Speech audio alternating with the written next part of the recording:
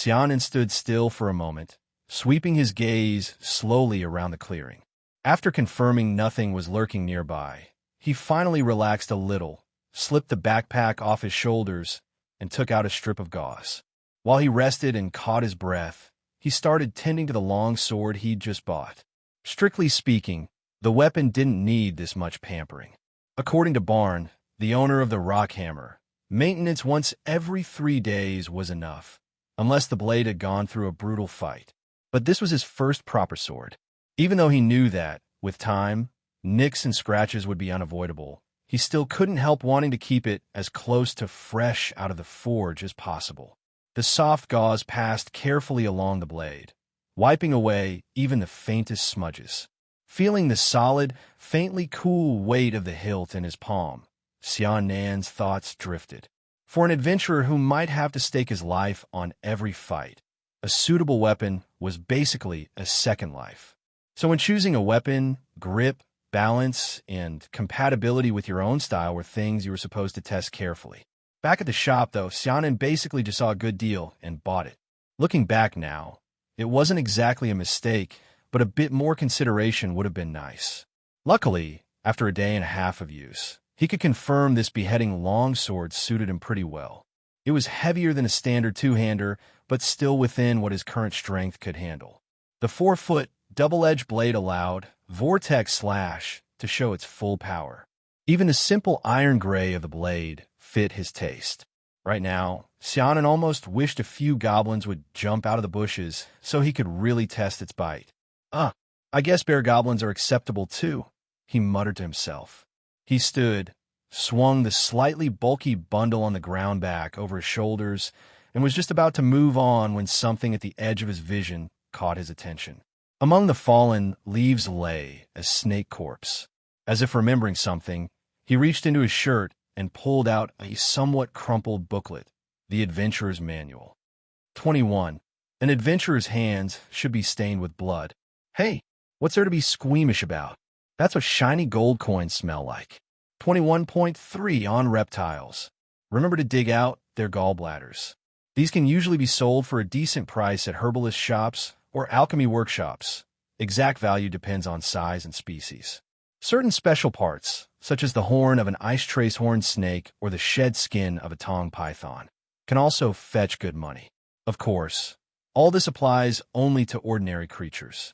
As for fiends, right, I almost walked away from a little extra cash. Xianen drew the dagger from his belt and, following the small illustration in the manual, clumsily cut open the viper's scale belly. Got it. He raised his hand, now slick with blood and slime, and pinched between his fingers a dark, sack-like organ. In Mist Forest, a viper or gallbladder this size should go for around 3 silver coins, he guessed, recalling the price list he'd seen at the herbalist in River Valley Town. In his previous life, Xianen had heard a question that stuck with him. If 2 people both earned 5,000 a month, why does life feel completely different in a village compared to a big city? Price differences were one reason, sure, but he'd always felt the real killer was the temptation of the environment. For him, who had grown up with wheat stalks and only had 18 years of simple rural memories in this world, 100 gold or 10 gold were both just abstract numbers. Either way, it sounded like a fortune. But after walking through River Valley Town with over 100 gold on him as spoils, seeing potions priced at 500 gold, armor worth 4 digits, his perception of money in this world changed completely. At the very least, as he pressed the snake's still twitching body down and dug through blood and slime to pull out the gallbladder, what he felt wasn't just disgust. There was also a very real, very clear joy. These few silver coins would exist only because he was willing to get his hands dirty, especially now that he only had 24 gold, 2 silver, and 7 copper left to his name. Yes, the man who had once held assets of over 130 gold now barely had a chunk of it remaining. The 35 gold beheading longsword and the 10 gold leather armor were just the obvious expenses. The true culprit behind his shrinking funds was sitting quietly in the safest and most convenient place of all. A whole bottle, unopened, emitting a faint glow when shaken. Healing potion.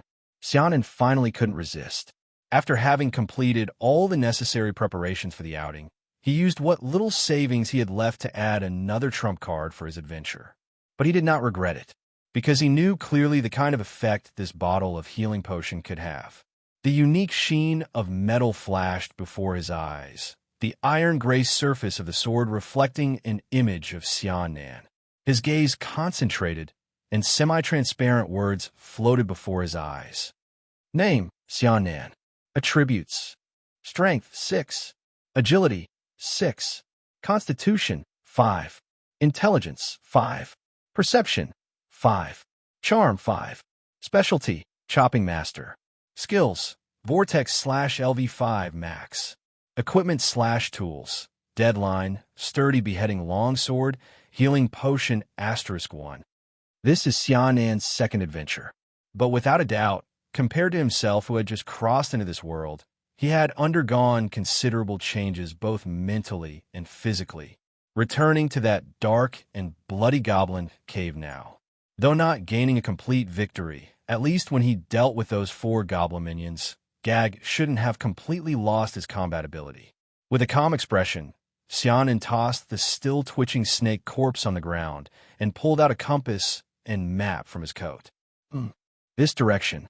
As he neared his destination, the memories that seemed shrouded in mist like the air in the forest gradually became clear. His steps grew quicker. After about 2 more hours, as Xiaonan used his hands to push through the dense shrubs, an open clearing appeared before him. Honestly, this clearing wasn't that large. Even with the gradually lush vegetation on the edges, it was about the size of a quarter of a basketball court. It stood out oddly in the mist forest filled with towering trees. In the center of the clearing stood a dark oak tree with a thickness that would require 2 people to encircle.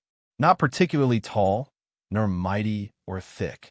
Judging by its appearance alone, the only feature distinguishing it from the surrounding trees in the clearing were the clusters of pale white vines hanging from its branches. Xianan's eyes lit up.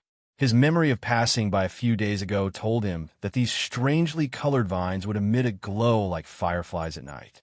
Firefly garlic vine, he thought with glee, yet he did not rush forward.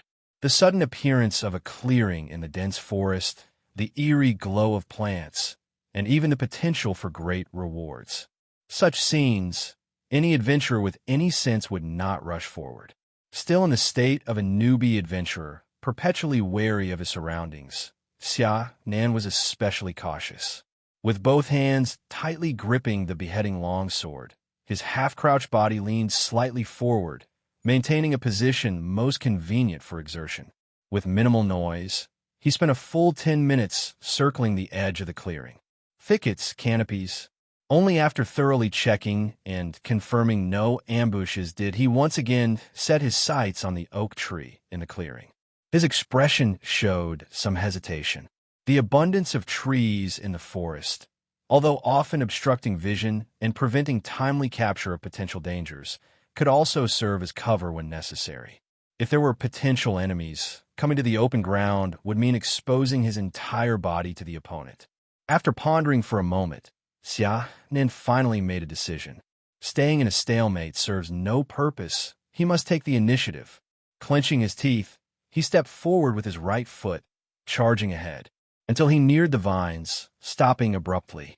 The long sword horizontally aligned, the iron-gray cold light flickering across the blade.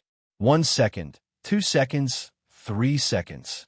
A gentle breeze blew through, the branches swaying with a sasha sound. Confirming he was only engaging in a battle of wits with the air earlier, Xiaonan swiftly sheathed his sword. Since no one else had seen, there was nothing to be embarrassed about. Then he drew out his dagger with the quickest speed, cutting down clusters of firefly garlic vine. After all, only he knew this location, and though he did not understand how this type of vine plant grew, he nonetheless adhered to the idea of sustainable resource use, leaving some as yet immature branches and leaves. In just 5 minutes, 32 clumps of firefly garlic vine were carefully and swiftly tucked into the specially prepared backpack by Xiaonan. Perfect. Tightening the rather hefty pack on his back, he was about to leave, when suddenly, He heard the sound of two hurried footsteps from the right side forest. Huh? Hey everyone, Firescale Audiobooks here. If there's a novel you'd love to hear more of, you can support us on Patreon or Ko-fi. Depending on your tier, I'll make extra parts just for the stories you're most excited about. Usually I can only upload 4 to 5 parts of each novel, but with your support we can go beyond that.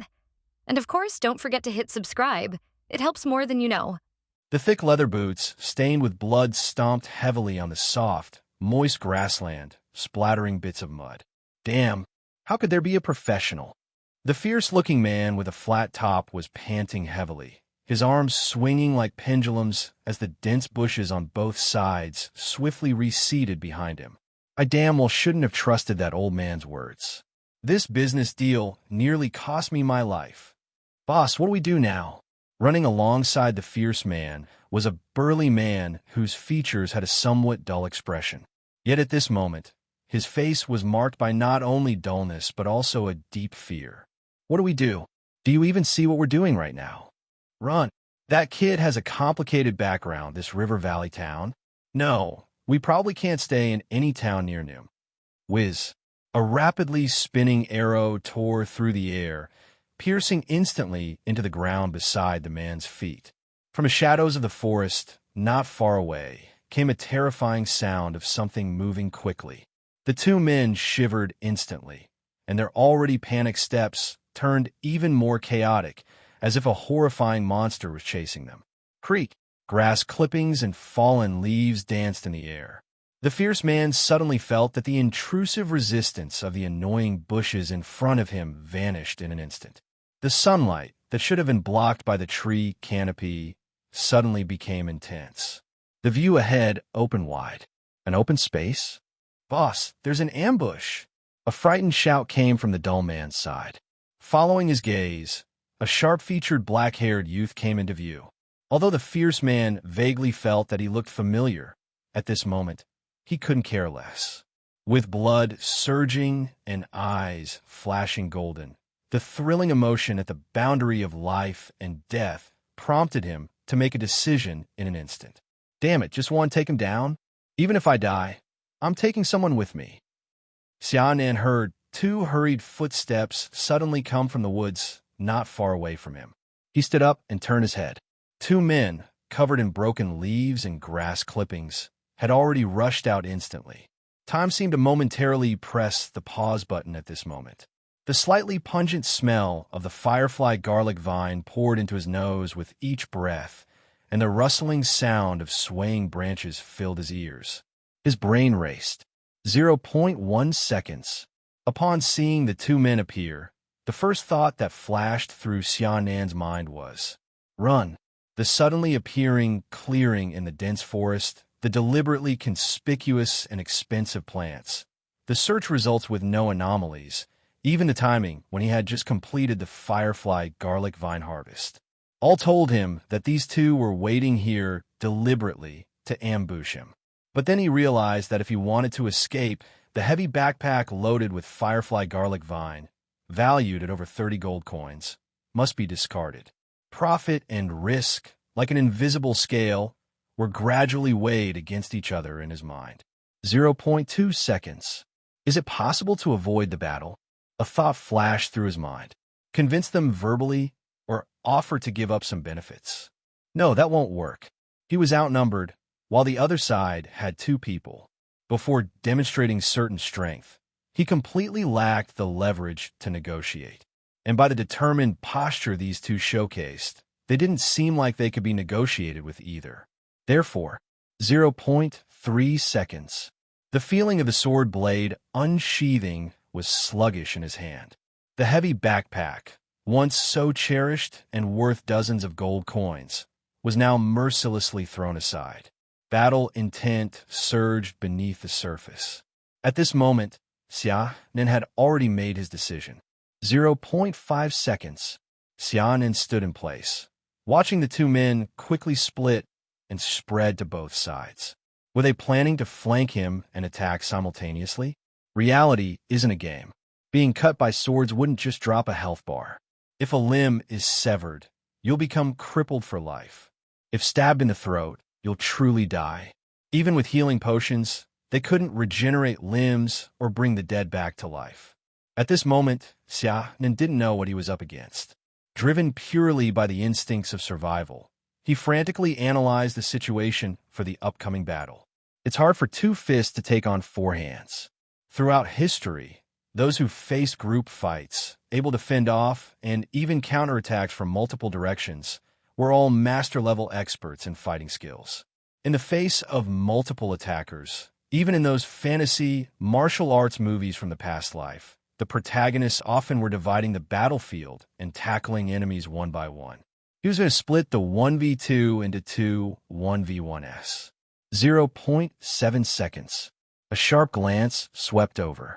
The fierce-looking man with a crew cut on the left held an iron sword, his expression focused, movements swift. At a glance, it was clear he was experienced, while the man on the right, although more burly, moved noticeably a half-beat slower, his face flushed ruddy, and was clumsily holding a heavy, two-handed hammer. Target locked on. 1 second. The sword tip slightly raised. The hilt in his palm was ice-cold and calming to the touch. Xiaonan stepped forward for his first move, facing two opponents alone, and both wielding deadly weapons capable of a one-hit kill. He had to take out the first enemy in the shortest possible time. 3 more steps, and forward he marched. The distance between him and the clumsy man was instantly shortened. The iron-gray sword blade flickered at the corner of his eye, already within the attacking range of the long sword. With a fierce stomp from his right foot, the shoe sole sunk instantly into the mud. Vortex slash. As if the power from the earth surged from his soles in an instant, gathering like a tide from all over his body, finally transferring through his fingertips to the sword hilt. Buzz. The iron-gray sharp cold light swung an arc like a crescent moon in the air. Chopping Master plus 5% chopping damage. Beheading Longsword plus 5% beheading damage. And after the attribute points enhancement to 6 strength, Xiaonan wielded the fastest sword swing since he crossed into this world. Swoosh! The heavy two-handed hammer was just lifted halfway, yet the clumsy man's head was already spinning, flying off his shoulders. 3.5 seconds. The blinding blood gushed like a spring from the empty neck cavity, even splashing some of it onto Xiaonan's face. Yet at this moment, he didn't feel the slightest sense of disgust, because he had already felt the fierce wind emerging from behind. There was no time to retract the sword. Xiaonan almost leveraged the inertia from the vortex slash to pull the sword blade back in front of him, turning half a circle with it. Then, clang, sparks flew. The silvery white sword blade struck fiercely onto the iron-gray blade of the beheading longsword. More than 2 seconds, enough time for the other enemy on the field to close in on him. Thud. The thud of a body hitting the ground echoed from behind. The 4-foot longsword he treasured a few hours ago, wiping clean even the slightest stain with gauze, was now carelessly braced horizontally across his chest by Xiaonan, blocking the opponent's attack. The sword tip flickered chillingly in the air. At this moment, he could even see clearly the slight tremor in the fierce man's pupils due to his companion's death, the strained facial muscles as he gritted his teeth with force, and even the spittle at the corners of his mouth. 4 seconds. The force clashed along the sword blade. Xiaonan was currently in a rigid state where old strength had been exhausted and new strength had yet to emerge. And the opponent also, seemingly due to the force transmitted from the sword blade, had sore and numb arms, struggling to exert force. The battle seemed to have fallen into a moment of stalemate. In this situation, the one agility point provided by the vortex slash reaching full level came into effect. Xiaonan was the first to regain his balance. What followed was a sudden kick. The fierce man who got kicked in the stomach showed a pained expression, his grip weakening. Xiaonan took the opportunity to retreat 2 steps, pulling a half-body-length distance from the opponent. Then, vortex slash. The iron-gray arc sword light vanished in an instant in the air, mingled with red and white viscous liquid. A smoothly sliced half-head. Spawn fell. Green leaves swirled past, gently landing on the ground. From a moment, they appeared to when the battle ended. A total of 5.25 seconds. Huff! Huff! Xiaonan was panting, the inner lining under his leather armor soaked in sweat. 5 seconds, merely the time of a deep breath. Yet it was enough for an encounter battle to begin and end. His heart pounding violently, his mind slightly dizzy. The high concentration of attention in the battle also returned back to reality. He even felt that the intensity and high pressure of this battle were not any less than when he faced the bear goblins before. With even the slightest misjudgment or error in action, the result could be crippling or severe injury. It was thanks to his predecessor's persistent efforts that he could train Vortex Slash to full level right after crossing into this world, earn rewards, and thus enhance his overall strength to the current level. The rich scent of blood surged into his chest with each breath. Standing still, Xiaonan looked at the two corpses lying on the ground, feeling an inexplicable emotion. The thick leather boots, stained with blood, stomped heavily on the soft, moist grassland, splattering bits of mud. Damn, how could there be a professional? The fierce-looking man with a flat top was panting heavily, his arms swinging like pendulums as the dense bushes on both sides swiftly receded behind him. I damn well shouldn't have trusted that old man's words. This business deal nearly cost me my life. Boss, what do we do now? Running alongside the fierce man was a burly man whose features had a somewhat dull expression. Yet at this moment, his face was marked by not only dullness but also a deep fear. What do we do? Do you even see what we're doing right now? Run. That kid has a complicated background, this River Valley town. No, we probably can't stay in any town near him. Whiz. A rapidly spinning arrow tore through the air, piercing instantly into the ground beside the man's feet. From the shadows of the forest, not far away, came a terrifying sound of something moving quickly. The two men shivered instantly, and their already panicked steps turned even more chaotic, as if a horrifying monster was chasing them. Creak! Grass clippings and fallen leaves danced in the air. The fierce man suddenly felt that the intrusive resistance of the annoying bushes in front of him vanished in an instant. The sunlight that should have been blocked by the tree canopy suddenly became intense. The view ahead opened wide. An open space? Boss, there's an ambush! A frightened shout came from the dull man's side. Following his gaze, a sharp-featured black-haired youth came into view. Although the fierce man vaguely felt that he looked familiar at this moment, he couldn't care less. With blood surging and eyes flashing golden, the thrilling emotion at the boundary of life and death prompted him to make a decision in an instant. Damn it, just want to take him down? Even if I die, I'm taking someone with me. Xiaonan heard two hurried footsteps suddenly come from the woods not far away from him. He stood up and turned his head. Two men, covered in broken leaves and grass clippings, had already rushed out instantly.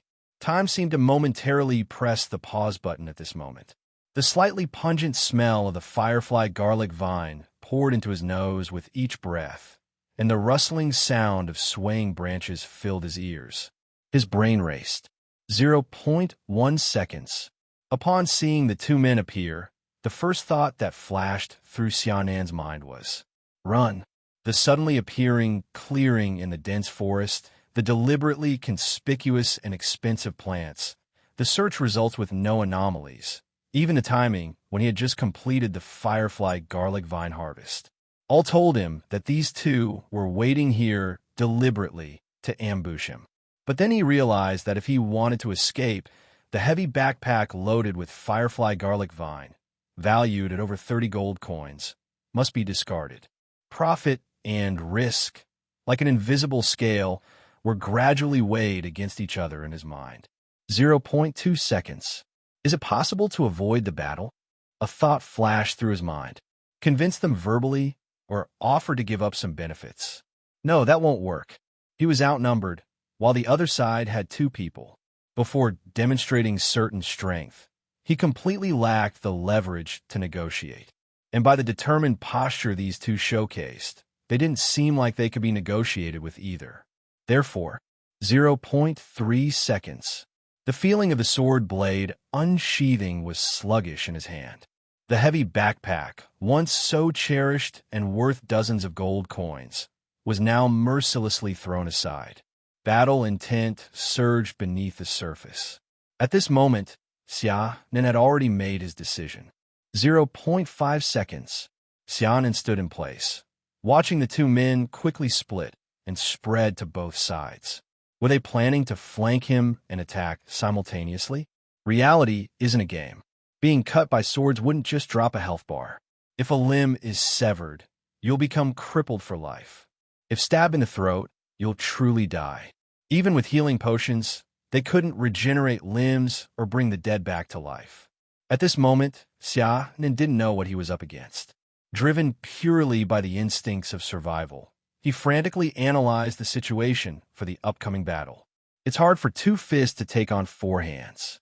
Throughout history, those who faced group fights, able to fend off, and even counterattacks from multiple directions, were all master-level experts in fighting skills. In the face of multiple attackers, even in those fantasy martial arts movies from the past life, the protagonists often were dividing the battlefield and tackling. He was going to split the 1v2 into two 1v1s. 0.7 seconds. A sharp glance swept over. The fierce-looking man with a crew cut on the left held an iron sword, his expression focused, movements swift. At a glance, it was clear he was experienced, while the man on the right, although more burly, moved noticeably a half-beat slower, his face flushed ruddy, and was clumsily holding a heavy, two-handed hammer. Target locked on. 1 second. The sword tip slightly raised. The hilt in his palm was ice-cold and calming to the touch. Xiaonan stepped forward for his first move, facing two opponents alone, and both wielding deadly weapons capable of a one-hit kill. He had to take out the first enemy in the shortest possible time. 3 more steps, and forward he marched. The distance between him and the clumsy man was instantly shortened. The iron-gray sword blade flickered at the corner of his eye, already within the attacking range of the long sword. With a fierce stomp from his right foot, the shoe sole sunk instantly into the mud. Vortex slash, as if the power from the earth surged from his soles in an instant, gathering like a tide from all over his body, finally transferring through his fingertips to the sword hilt. Buzz! The iron-gray, sharp, cold light swung an arc like a crescent moon in the air. Chopping Master plus 5% chopping damage. Beheading Longsword plus 5% beheading damage. And after the attribute points enhancement to 6 strength, Xiaonan wielded the fastest sword swing since he crossed into this world. Swoosh! The heavy two-handed hammer was just lifted halfway, yet the clumsy man's head was already spinning, flying off his shoulders. 3.5 seconds. The blinding blood gushed like a spring from the empty neck cavity, even splashing some of it onto Xiaonan's face. Yet at this moment, he didn't feel the slightest sense of disgust, because he had already felt the fierce wind emerging from behind. There was no time to retract the sword. Xiaonan almost leveraged the inertia from the vortex slash to pull the sword blade back in front of him, turning half a circle with it. Then, clang! Sparks flew. The silvery white sword blade struck fiercely onto the iron-gray blade of the beheading longsword. More than 2 seconds, enough time for the other enemy on the field to close in on him. Thud! The thud of a body hitting the ground echoed from behind.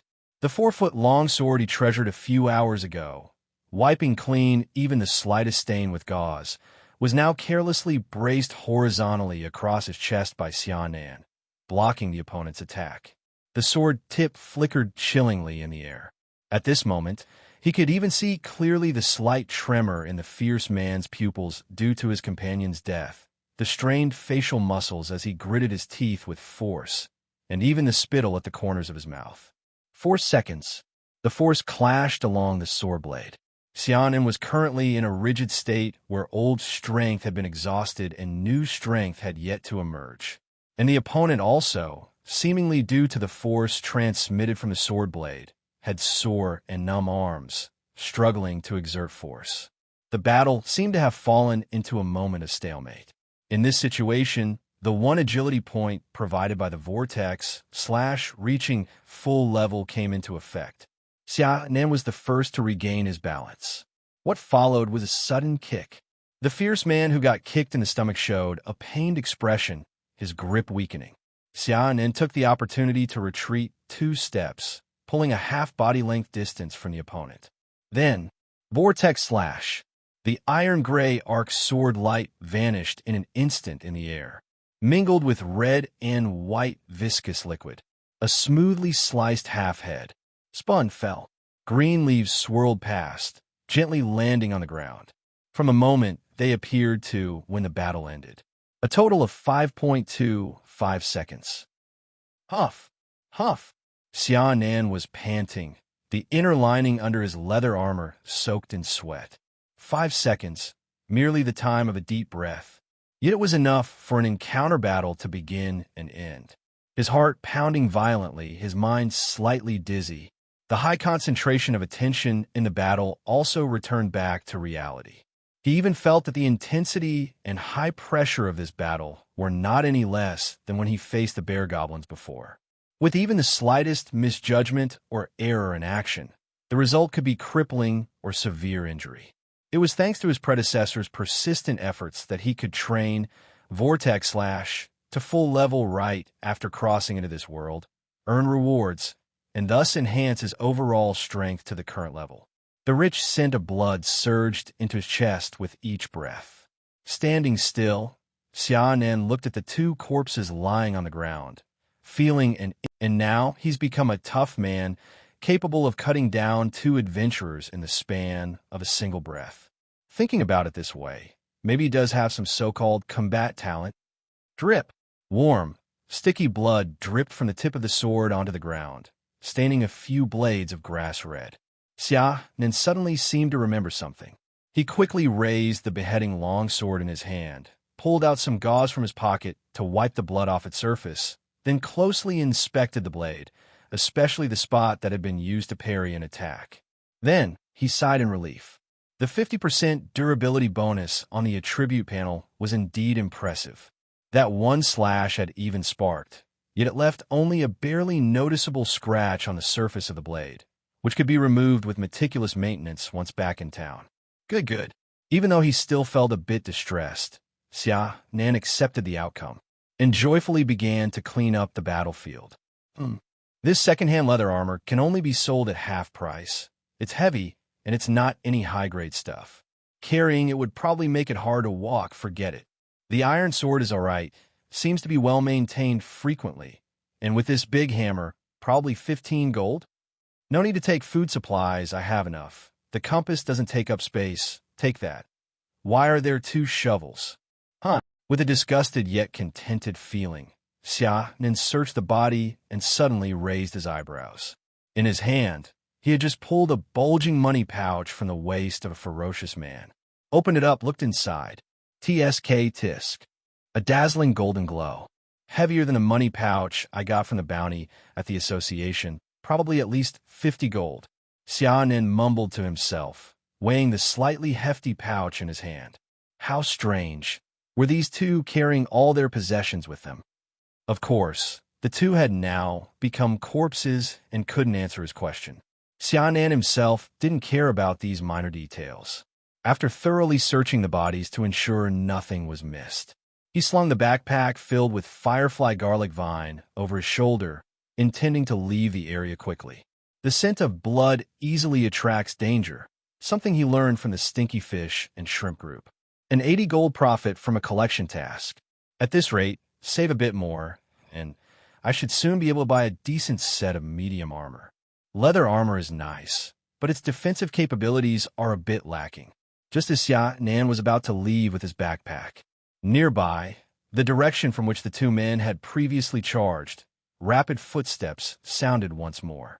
Xiaonan's heart skipped a beat in surprise. Really? More trouble? Yet, he quickly made a decision in his heart. Having just gone through a deadly battle, although not injured, the double use of the vortex slash had left his arms faintly sore. His combat power was somewhat depleted. Under such circumstances, despite being reckless at times, he was not greedy to the point of risking his life. If he noticed the situation turning unfavorable, he would immediately discard the backpack and the 2 weapons he picked up and run. After all, he still had over 50 coins tied to his waist from the bodies, and even if he didn't bring back a bundle of Firefly garlic vine, he wouldn't lose out. In the meantime, the rapidly approaching figures in the bushes appeared before Xiaonan. Bang! Leaves scattered in all directions. A chubby figure burst out of the bushes awkwardly. Only then did he notice the sudden open space, crouching down and comically taking a battle stance. Following closely was Hyan, the half-elf with a longbow in hand, his face full of vigilance. A blonde girl, pale and clearly showing panic, followed them. Oh, and there was the low-presence guard named Wood, who stayed by the half-elf like a shadow, giving off a professional vibe. Silver hair, strands drifted in the wind. Hyan tightly gripped the bow with one hand, the other hand resting on the arrow quiver, ready to shoot at any time.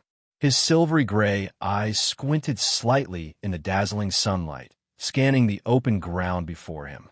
The next second, he saw the 2 gradually cooling bodies on the ground. His pupils widened slightly. He couldn't help but look at Xiaonan, the only one still standing, with a wary expression.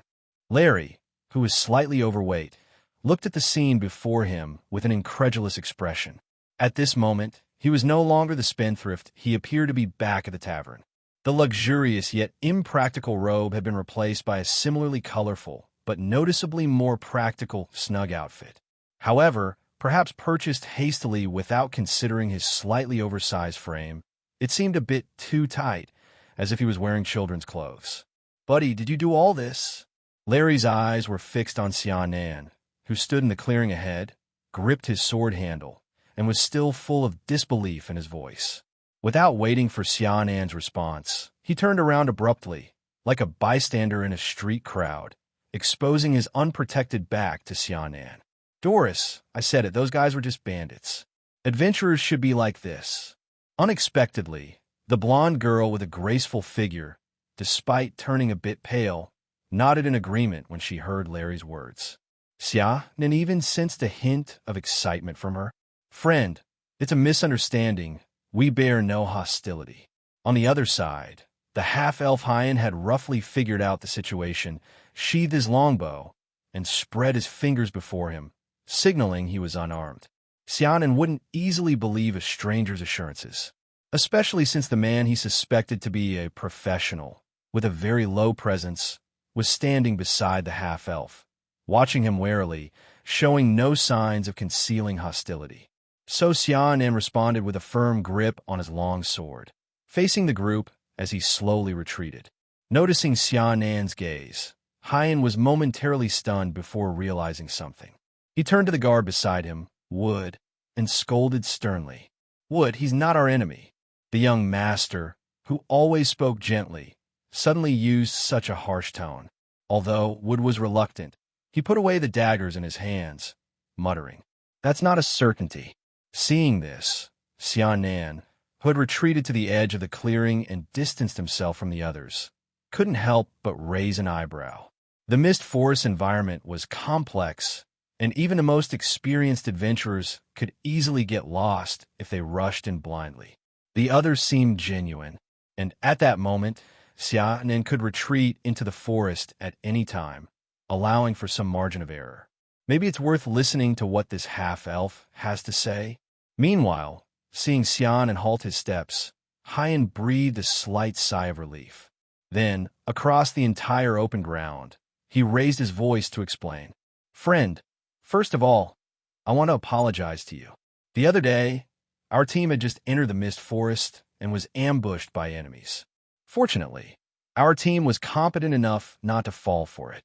To uncover their mastermind, my teammates and I deliberately let 2 escape. And then it ended up like this." Hyan glanced at the 2 corpses lying ahead and added, "Friend, I'm apologizing on behalf of my teammates for unintentionally involving you." Xiaonan's gaze swept across the group without leaving a trace. The grass clinging to their hair from their swift movements, mud on their boots, even bloodstains on their armor. Considering the duo's earlier behavior, What the half-elf said seemed somewhat credible. Thinking back, the two who rushed at him did indeed have a do-or-die desperation about them. So they mistook him as the half-elf's ally. Indeed, he was caught up unintentionally. But this is it? Going to such lengths just to apologize? Xianan's expression remained unchanged, though he felt peculiar inside. After a moment of thought, he finally spoke his first words since their arrival. So what? Simultaneously, he formed a thought inwardly. Perhaps he encountered the more amiable sort among adventurers. After all, if they were in cahoots with the duo earlier, there'd be no need to separate into two groups to deal with him. They could easily overwhelm him with just the presence of the minimal guard. No need to waste words here.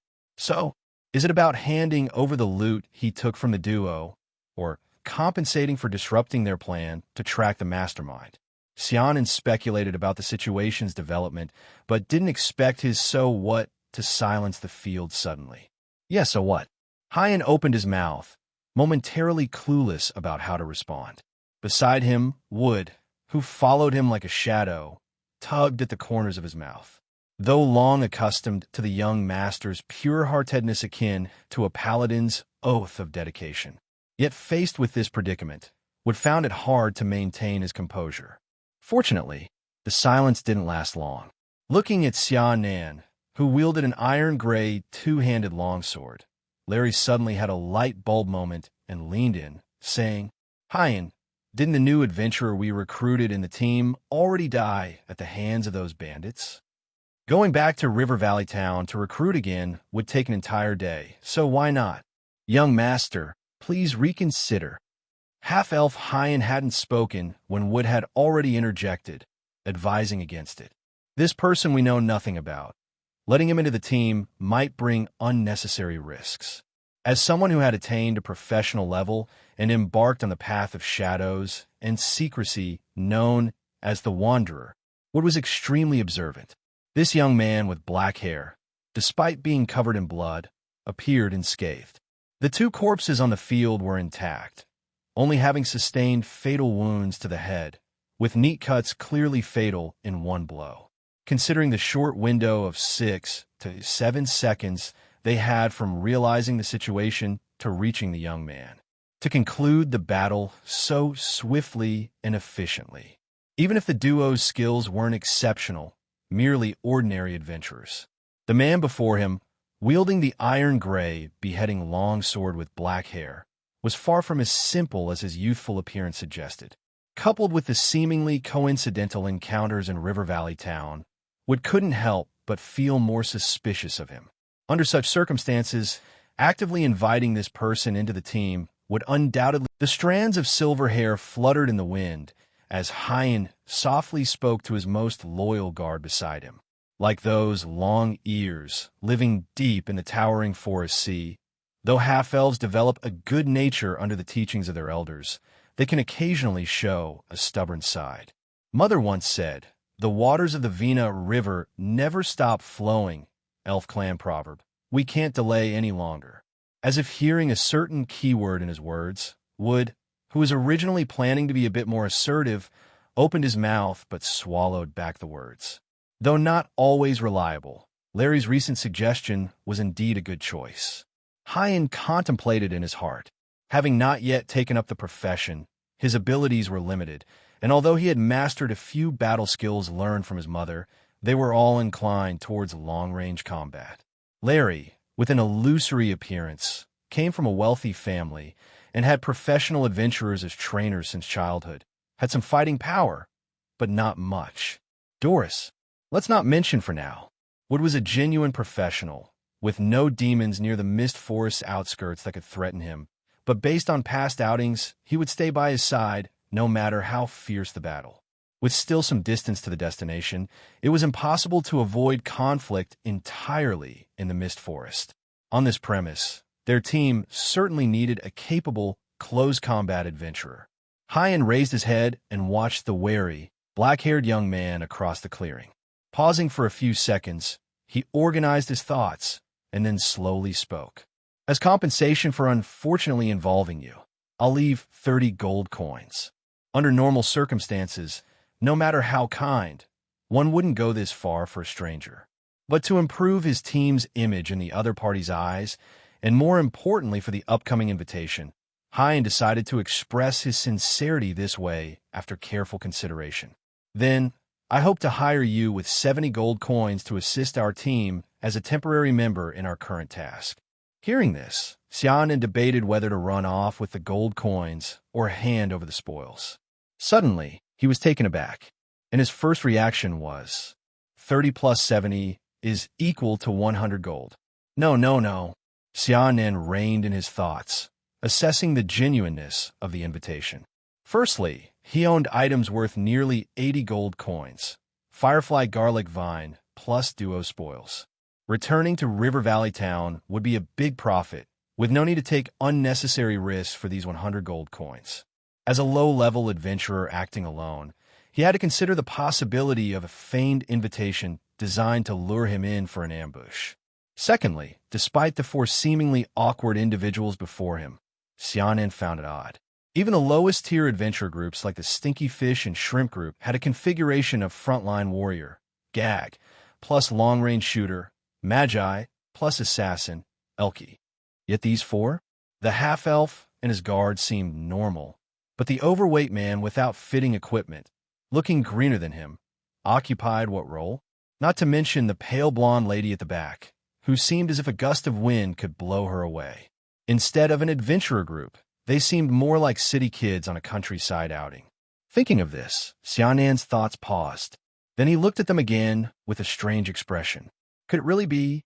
He couldn't help but find it amusing, almost being tricked into a pirate ship. No way. Not even for 10,000 gold would I join, Xiaonan thought, keeping a straight face. Faced with Hyan's invitation, he firmly and determinedly shook his head. 100 gold. I'll give you 100 gold. Larry, beside the half-elf, seemed agitated by Xiaonan's refusal, raised a finger, and exclaimed, I said, not even for 10,000 gold.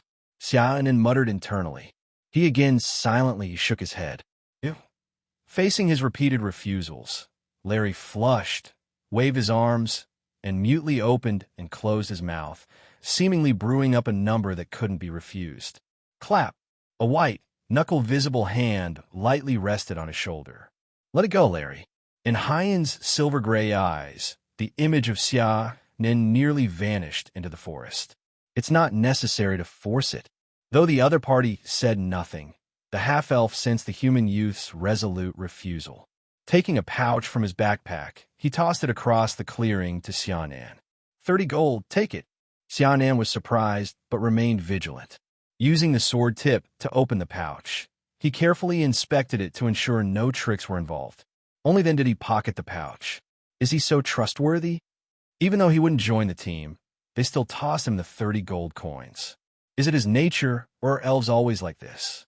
Feeling the heavy pouch, Xiaonan found the other party a bit more agreeable. Meanwhile, Wood, who had been silent beside him and saw Xiaonan refuse, subconsciously sighed, saying, Master, the Mist Forest is too dangerous. It's hard to ensure your safety alone. Perhaps we should return to River Valley Town for a few days and then decide. Our destination is just on the outskirts. Aren't you a professional? What's there to fear? Rejected twice by Xiaonan, Larry seemed displeased and spoke with a hint of grievance. To this, Wood merely shot him a cold glance, saying nothing, causing Larry to feel as though he had fallen into an ice pit, and he quickly quieted. He showed the utmost respect to Hyan, but with others in the team, Wood felt no need for displays. Besides, those people back there didn't seem like adventurers. Seeing that Hyan was possibly swayed by him, Wood pressed on. I suspect it might be Noom's side. The statement halted halfway, but Hyan clearly understood his point, and his expression darkened instantly. No, right now. It's not time. They wouldn't go this far. It was as though Hyan was comforting himself, whispering as he pulled out a jet-black token. Wait! In the air came Xiaonan's voice. Initially planning to leave with over 100 gold coins, he abruptly halted. The narrow at the top widening at the bottom token, seemingly etched with some antique symbol in Hyan's hand, instantly gave him a strong sense of déjà vu. The distinctly classic style was something he had seen countless times in memory. But the memory here was not from his current self, but genuinely. Historical background, social environment, and even geographical location. Under the influence of various factors, every civilization, in each of its periods, showcases its unique cultural aesthetics. Intricate and rich, luxuriously resplendent use of colors, lace cuffs, high-waisted pleated skirts, and court balls accompanied by soothing string music. This is the Victorian style of 19th century Europe. Rugged and wild, natural simplicity, the directness of earthy tones, fawn necklaces, bee-skin aprons, and bonfire evenings under the baobab tree. This is the tribal style from the African savanna. Xianan, in his past life as a native of Zhongzhou, grew up with spring couplets pasted and firecrackers sounding. The curved eaves and corners of old buildings by the roadside, the black and white ink paintings hanging on company walls, and even the blue and white patterns printed at the bottom of porcelain bowls during meals. Just an ordinary person, rushing for the future and livelihood under his family's expectations after birth. He never actively paid attention to these scattered things. Yet over 32 years, the culture and aesthetics from that long-standing historical heritage, almost filling every corner of his sight, silently seeped into the depths of his blood, becoming one with his soul. Therefore, even with just a distant glance, Xianan sharply noticed that the inky black token in Hyan's hand differed from the unique style of this fantasy world. "Could I take a look at that piece of wood in your hand?" He hesitantly called out to the half-elf, whose expression seemed somewhat surprised.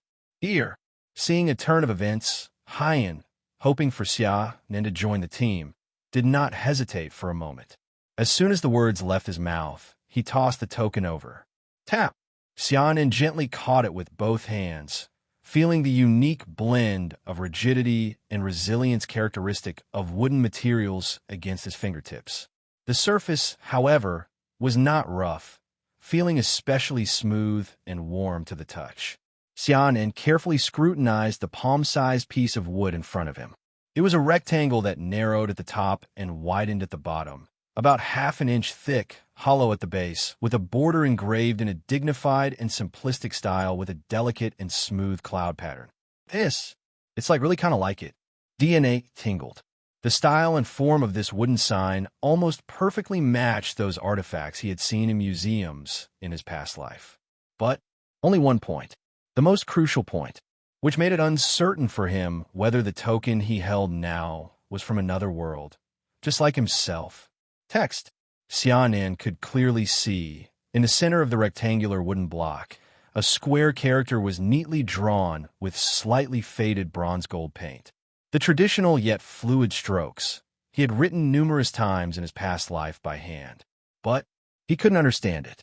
The characters before him were absolutely not like the pictographic symbols he had learned or seen before in his previous life. So familiar, yet upon closer inspection, felt strange. Seemingly similar, yet different. This is why he couldn't make up his mind now. I remember this world also has martial monk professions. Maybe it possesses a civilization similar to Zhongzhou in my past life. Thoughts surging, Xianan was merely speculating wildly in his heart. Amid his emotional agitation, the originally tense expression unconsciously revealed a trace of ripple. On the other side, Hyan, who was watching him intently, naturally noticed his complex expression. With a slight association, he knew it was related to the wooden sign he had just thrown over. Then he seized the moment to strike while the iron was hot and said, "The target of our team's mission is actually to investigate the origin of this piece of wood. Based on the information we have so far, we've roughly pinpointed the location where it was discovered. We can get there tomorrow. If you're interested, you could accompany us, and I could share some information related to it with you." Xianan was tempted. Ultimately, whether to join the other team or not is merely a weighing of pros and cons. Earlier, the other side had called out a price of 100 gold, but compared to the potential risks, it was entirely inadequate. He made a decisive refusal.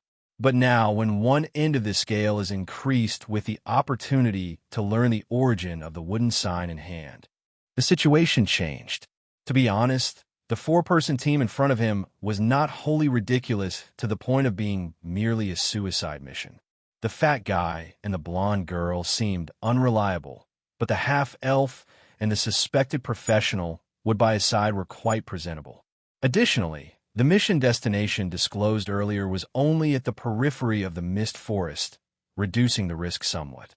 Moreover, all right, he was just finding reasons for the decision he was about to make. I am indeed too concerned. A mysterious token with past life aesthetics in a fantasy background otherworld. If he didn't take this chance to find out the source, he might lose sleep for missing the opportunity due to excessive caution. Therefore, I'll join. Retracting his gaze from the wooden sign in hand, Xianan raised his head and said to the half-elf, "Where one sits influences their thoughts." Xianan earlier despised the half-elf's team for its poor configuration and the unprofessional behavior of some members. Yet once he truly became a member of the team, he found the team environment was not as bad as he imagined. It looked like young masters from the city touring in the countryside, but in reality, they all maintained a relatively tidy formation along the way. They didn't make deliberate noise, and necessary conversations were kept to a whisper as much as possible. Xiaonan even saw that several times when a bug suddenly flew out from the roadside bushes. The blonde girl on the team was so frightened that she jumped, almost losing her soul, but still she tightly covered her mouth, not daring to make a sound. Wood also displayed very high professional standards. Roaming at the forefront of the team, sometimes he suddenly squatted down, pinching a bit of soil, smelling it under his nose, then confirmed it was the territory of some kind of demon ahead, guiding the team around, or suddenly grabbed a branch from the ground at random, swept it in a seemingly ordinary dense bush, startling a dangerous snake with colorful patterns. More like an experienced adventurer than a guard. It's just a pity he didn't speak a word, responding to hardly anyone in the team except Hyan. Otherwise, Xiaonan might have asked him for some adventuring skills. The most surprising was the silver-haired half-elf Hyan, seemingly the core of the whole team, with a shooter position using the longbow as the main weapon. Yet he walked in front of Xiaonan the entire way, deliberately exposing his back without reservation to make Xiaonan feel at ease. Xiaonan could sense the half-elf's friendliness and sincerity. Of course, provided he ignored Wood's occasional wary glances from the front of the team. The one-handed hammer, shining with a metallic luster, slammed down fiercely. With the sluggish sound of hard metal colliding with flesh, the green snake, which had been coiled and raising its head in a warning posture, instantly turned into a twitching, wriggling mass of flesh. There are way too many snakes in this forest, aren't there? Larry, the pudgy man in snug attire, shook off the blood droplets on his hammer with a hint of disdain and complained. It had been several hours since Xiaonan joined the team. The complex environment of Mist Forest, filled with dense bushes and tall grass, made their journey difficult, if not extremely arduous, rapidly depleting their energy. Faced with the potential for combat at any moment, Xiaonan and the others couldn't afford to exhaust all their strength just traveling, needing to maintain some combat readiness. Therefore, they found a relatively safe spot where they planned to rest temporarily and recover their strength. Xiaonan sat at the corner of the camp, leaning against the tree trunk.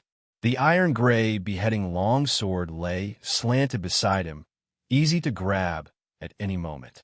He used some water to dampen the cloth in his hand, wiping his leather armor. In the recent deadly battle with the duo, he hadn't been injured, but his body was splattered with the enemy's blood. It wasn't due to any cleanliness obsession. The smell of blood could easily attract danger, and the sticky feeling made him uncomfortable. With some spare time, he took the chance to clean up a bit. Xiaonan, when you're on missions, are there always this many snakes? Larry casually asked while tossing the snake he had hammered into a pulp into the bushes. Since he had become a member of the team, they naturally all exchanged names. Xiaonan glanced up, resisting the urge to rush over and extract the snake's gallbladder. He couldn't help but recall his journey and felt a bit puzzled. There do seem to be quite a few snakes along the way. Previously, when I was with the Stinky Fish and Shrimp group, the forest didn't have this many snakes. He thought to himself, yet didn't say much aloud. After all, this was only his second mission, and he was no more familiar with Mist Forest than Larry, so he just said, "Perhaps this area is special? As you know, Mist Forest is filled with strange things. No one can say for sure what we'll encounter." "Oh, strange." Larry's interest was piqued by the ambiguous answer. "Are you talking about rare magic beasts? Or man-eating giant plants?"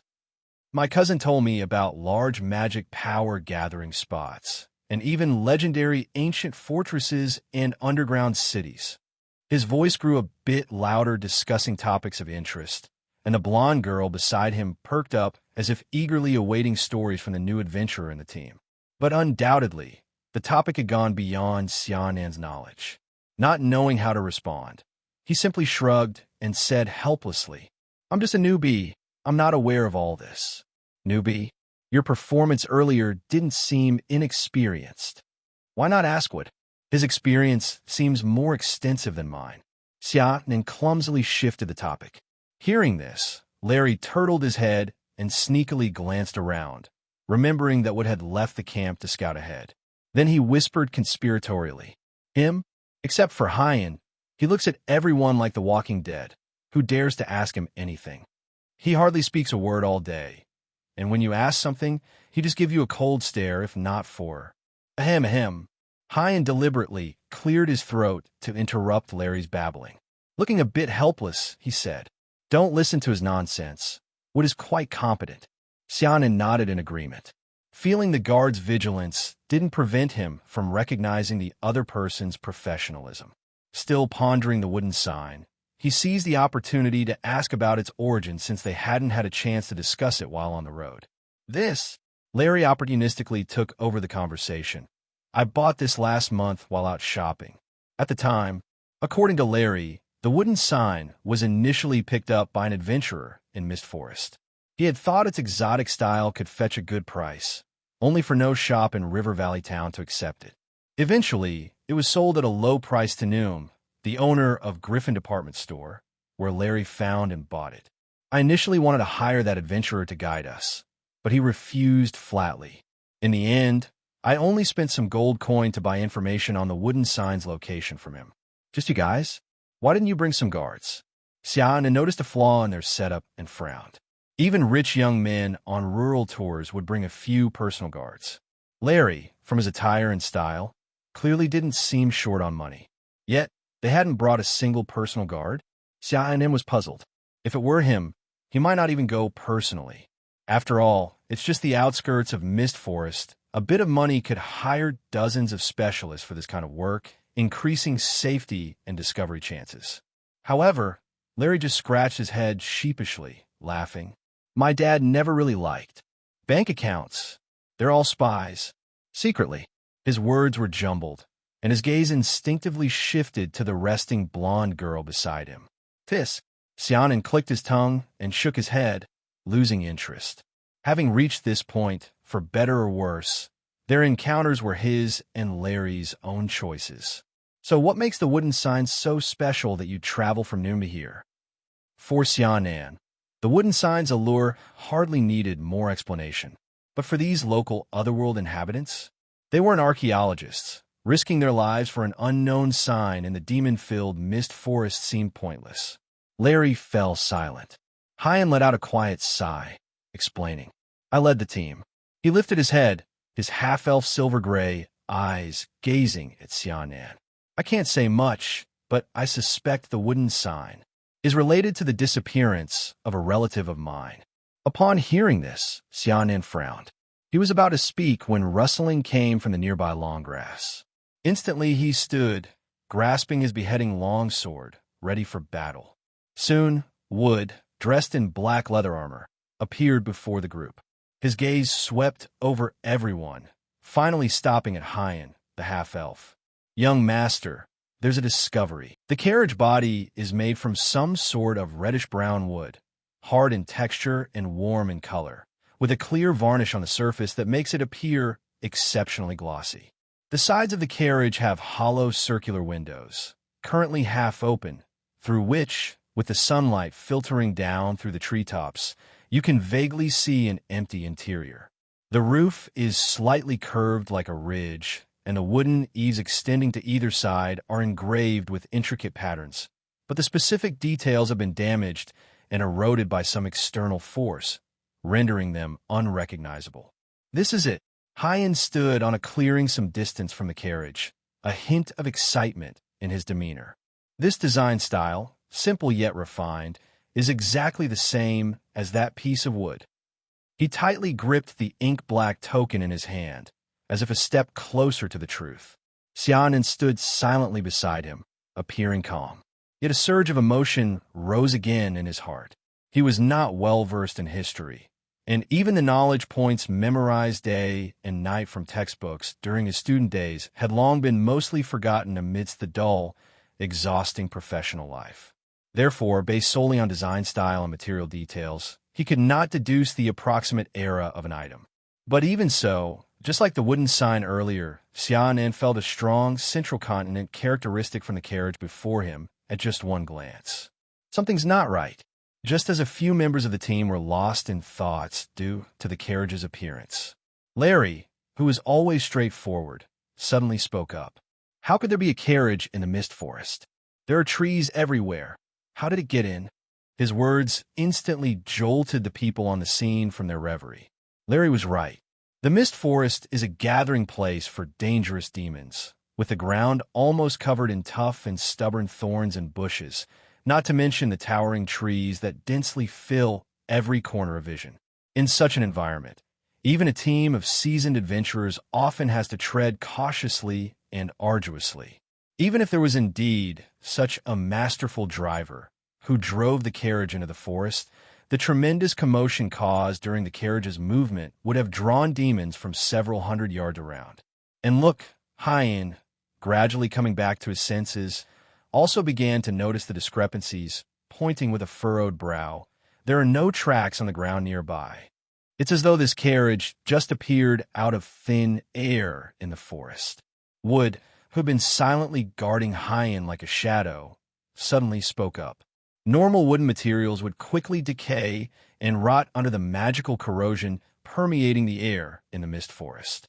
And this carriage is not made of enchanted materials. There's little dust and residual use marks, indicating it arrived recently. It shouldn't be. If it was in recent times, how could there be no traces around? Hyen frowned deeper, the confusion on his face growing. The inside of the carriage was empty, ruling out the possibility of demons hiding. Its surroundings, bushes, and tall grass had all been checked to ensure safety. The team cautiously approached, although it seemed as though it had been rammed by a bear, making the entire carriage ruinous. Occasionally, some details still demonstrated its original exquisite and luxurious decor. For instance, the hollow flower lamps hanging under the wooden eaves on both sides. The fabric of the curtains inside the windows was soft and smooth, embroidered with elegant floral patterns on the surface. A sharp yet quickly suppressed scream suddenly sounded in his ears. Already on edge due to the high-pressure environment within the mist forest, Xiaonan jolted out of fear. Frowning, he looked over, only to see a blonde girl, Doris, on the edge of the team, covering her mouth with one hand because she had accidentally cried out while pointing the other hand towards the shadow below the carriage. Scorpion. Larry shielded her behind him, initially planning to perform a classic hero saving the damsel. But following Doris' pointing direction, the fat on his cheeks also shook twice. Sha! Like countless grains of sand falling to the ground. What Xiaonan first heard was a strange sound, a mix of innumerable sharp and tiny noises.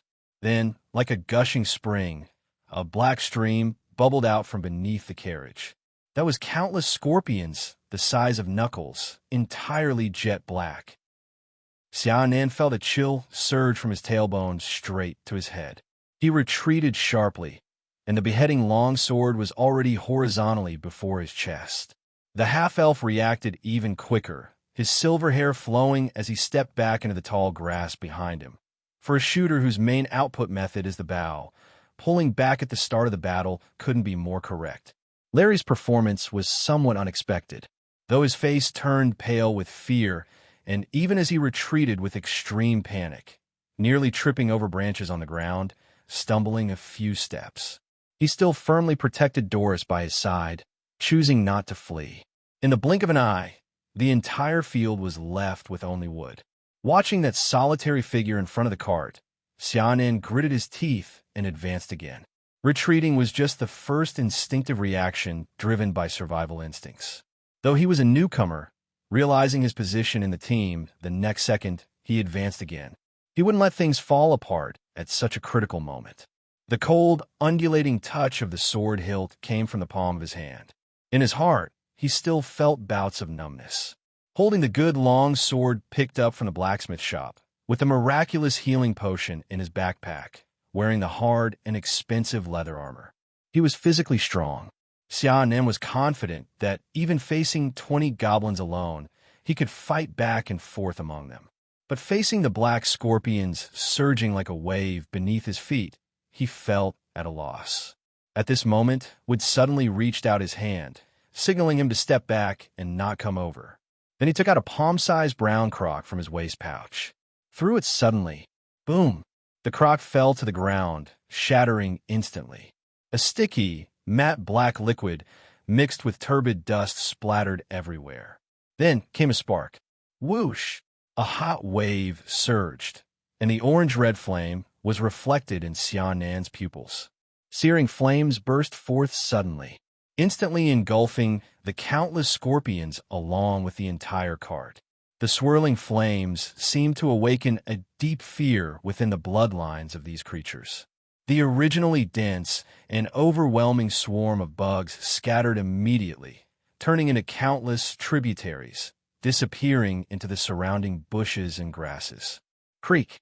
The shells cracked under high heat, and the burnt, unpleasant smell filled the air. Where did all these scorpions come from? Scare me to death. Larry's pale face was covered in cold sweat, speaking with lingering fear. Half-elf Hyan steadily emerged from the grass, a wooden arrow already knocked on the bowstring, his expression grim. Xiaonan's heart pounded violently, and he exhaled slightly in relief. He sheathed his sword slowly, feeling a sense of gratitude. Luckily, there was a professional in the team who even carries this kind of firebomb with him. Otherwise, faced with so many little bugs, he really wouldn't know how to deal with them. He glanced at the retreating swarm in front of him, deep in thought. He wondered if there was a place selling such throwing tools in River Valley Town. Once he got back, he might get a few bottles too, just in case they come in handy during future missions. If not, he could refer to his somewhat faded memories from his past life for research.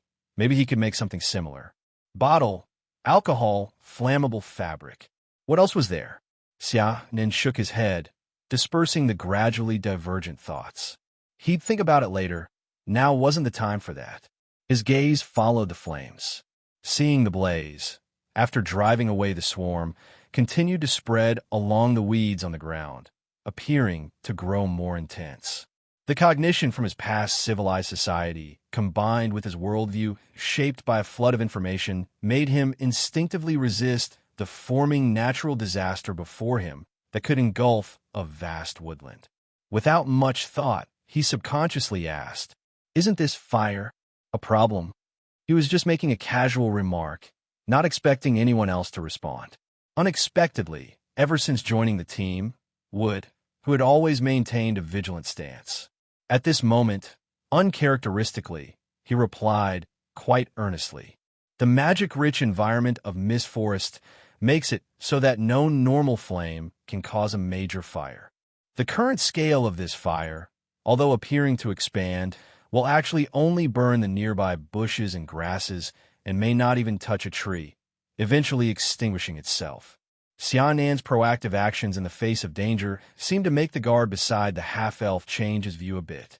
Of course, since they hadn't been in contact for long, that was about all it amounted to. Bending down, he controlled the tail with his fingertips and picked up a fleeing scorpion from the ground. He examined it closely, frowning slightly. "What's wrong, Wood? Did you find anything?" The pungent, burnt smell in the air made Hyan look uncomfortable as he put away his arrows and asked, "Young master, there is something not quite right here." The mist forest was vast and boundless, with abundant magic power in the air, making it a habitat for numerous creatures. Even the most experienced adventurers wouldn't dare claim they could identify every demon within it, let alone the ordinary animals that were diverse and had many subspecies in such a unique environment. Therefore, Wood did not feel strange seeing this unfamiliar scorpion he had never encountered before. But at that moment, as he looked at the black scorpion in his hand, held by its tail, yet still raising its pincers in a warning posture, he felt as if the group was subtly being drawn into a huge vortex, sinking deeper and deeper. Wood suddenly turned his head, looking at Hyan, who was watching him with a concerned expression. In a fleeting moment, it felt just like years ago, when someone had rescued him from a slum full of filth and garbage. Those familiar silver-gray eyes, the same soft and glossy silver-white hair. He opened his mouth. Countless words flashed across his mind, but all that was left was a dry statement. "Let's avoid this place for now, young master. It's time to make camp." The forest darkened quickly. Sometimes you might think it's still early, with sunlight streaming through the gaps in the canopy, allowing you to travel a bit more. But just a few steps later, you might find yourself enveloped in darkness. Wood's judgment of timing was very accurate. When Xiaonan and the others awkwardly set up their sleeping bags and piled the branches they carried from the forest together, using a firestone to ignite a bonfire. The previously bright sky had already turned to dusk. Crackle! The flames burned. Crystal eyes reflected the orange-red firelight before them. Hyan sat by the bonfire, rubbing the jet-black wooden sign in his hand, his expression somewhat dazed.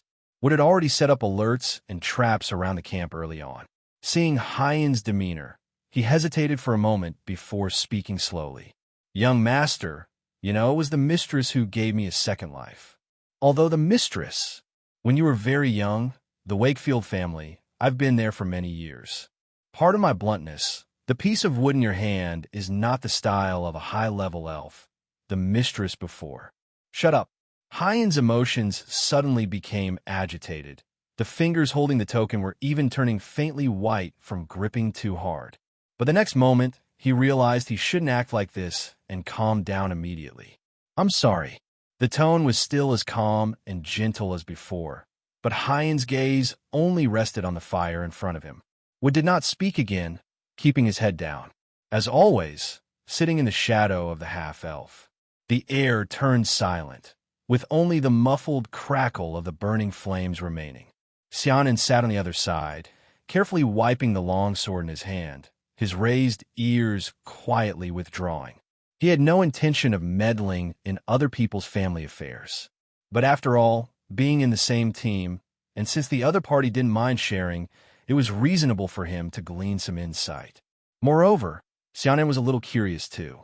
Unlike the reckless Larry, the half-elf was obviously more scheming, and judging from the interactions, must have a higher background. Yet he only brought one guard, even though he was a professional, to delve so far into the outskirts of Mist Forest to search for an unknown target, indicating some hidden agenda. He himself knew the location of the Firefly Garlic Vine was in the outermost area, with basically no danger, and the round trip only a day and a half, having traversed it beforehand with the mission's tight deadline, making it feasible to venture alone. Hearing nothing more, he lost interest. The twilight deepened. Even the thin mist in the air seemed to have a hint of laziness, drifting slowly. Doris seemed quite frightened by the scorpion, and Larry's gentle voice of comfort beside her was indistinct.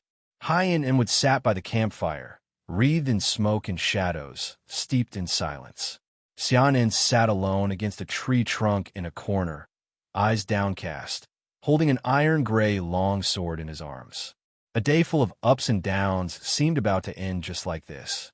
But like a post-credit scene in a movie, as an adventurer walking on the edge of a knife, you must always be prepared to face those unexpected surprises.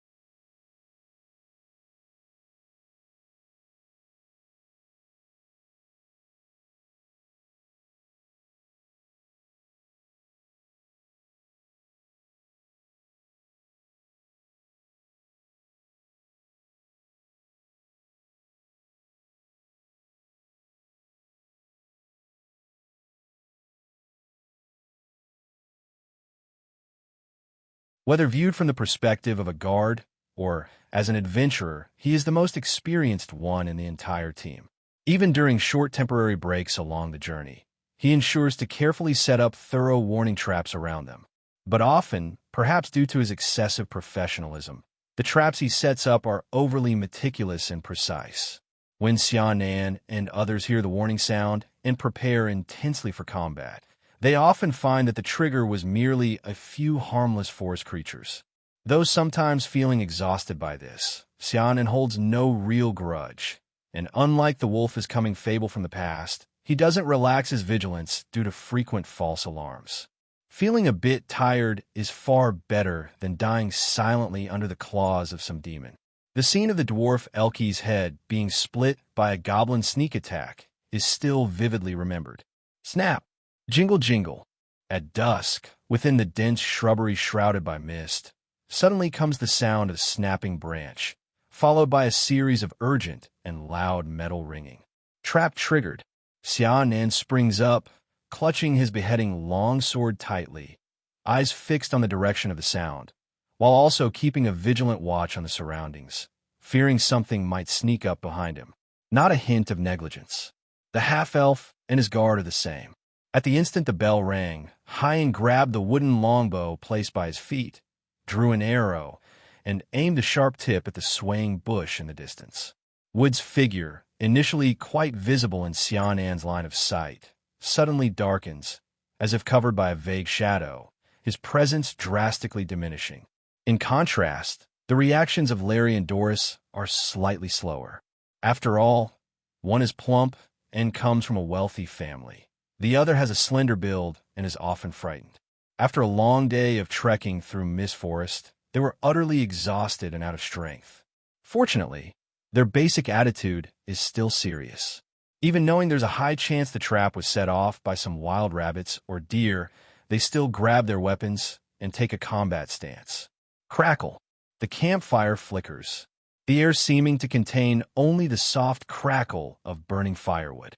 As the night draws near, the pervasive mist seems to thicken, making the diffuse dim twilight particularly dull and weak. Visibility is far less than during the day. With the complex environment, the team members did not rashly advance, remaining vigilant and standing in place. Patter! Patter! Xiaonan leaned against a tree, expression tense. His black pupils reflected the outline of distant bushes and thickets, his nostrils flaring slightly with his breathing. This time seems a bit different.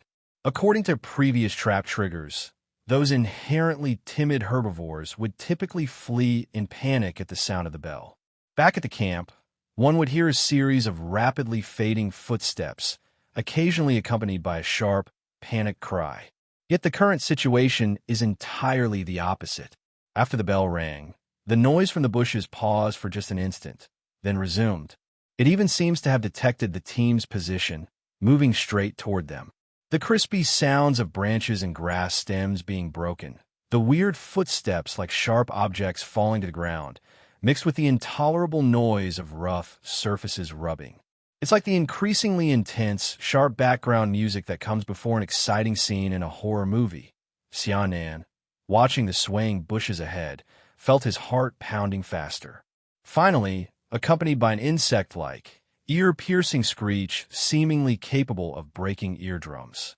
Four crawling, menacing figures appeared in the team members' sights, covered entirely with a coarse, rugged, wave-patterned shell looking like stone, with four sturdy limbs extending outwards, joints filled with sharp spikes. Pea-like compound eyes refracting dim light, split mandibles slightly opening and closing amidst the screech. Through the flashing cold white fangs, the constricting esophagus and sticky saliva vaguely visible. And the most eye-catching part is the feather-like antennae extending upwards from the side of its head, along with the fin-like tail resembling a swimming fish diverging at the end. Rusted monster! Wood's low shout filled with astonishment echoed beside my ear. Damn it! How could it be here? Prepare for battle. Just as the words fell, a wooden arrow with white tail feathers split the air, spinning through the mist. As an archer, Having already completed aiming just a second after the warning bell rang, Hyan released his shot. After what confirmed the battle, he completed the squad's first attack. However, the overly dim and blurred environment caused the half-elf's arrow to miss slightly. Even though he intentionally aimed at the rusted monster's small eyes hidden beneath the thick shell, he failed to hit accurately. Clang! The metal arrowhead violently collided with the tawny chitin shell, sparking small flames in the dusk. It scraped and ricocheted, leaving only a black-brown streak on the coarse demon shell. The battle commenced immediately. The four towering rusted monsters, around 5 feet high, charged at the team amidst their piercing screeches. First target, Larry, who was the closest. It's unclear whether it was courage from the blonde girl behind or embarrassment from the earlier insect swarm causing him to feel ashamed. The young man from a wealthy family, at this moment, unexpectedly showed extraordinary bravery.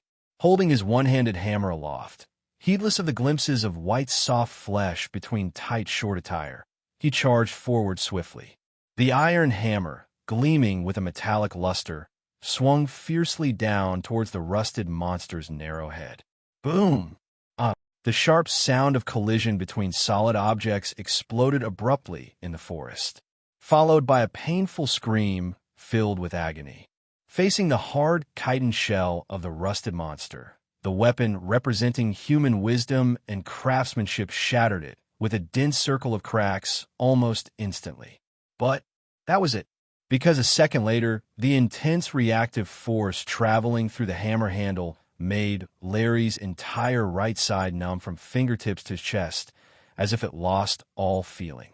The iron hammer slipped from his hand onto the grassland, and with a pained expression, Larry staggered and retreated awkwardly. But 2 legs could hardly outrun 4 pincers. Hiss! The grating insect cry nearly stirred invisible waves in the air, the sharp mandible opening and closing, the aura of death ever more intense. And at this critical moment, Doris, who had been hiding behind Larry, unexpectedly summoned all her strength and hurled another one-handed hammer. Clang! Coincidentally enough, the hammer struck right on the vulnerable mandibles of the rusted monster, causing its entire body to pause. Larry took the chance to roll and climb back, scrambling away. Thick green saliva dripped down from the torn mandible of the rusted monster, splattering onto the metal hammer. Sizzle, accompanied by a stinging smoke, the surface of the metal hammer capable of cracking insect beast armor softened and melted as though encountering its natural predator. Careful, the rusted monster's venom can corrode metal. Wood, already vanished from sight, urgently warned. Gripping his polished beheading longsword, Xian Nan, who was about to rush forward,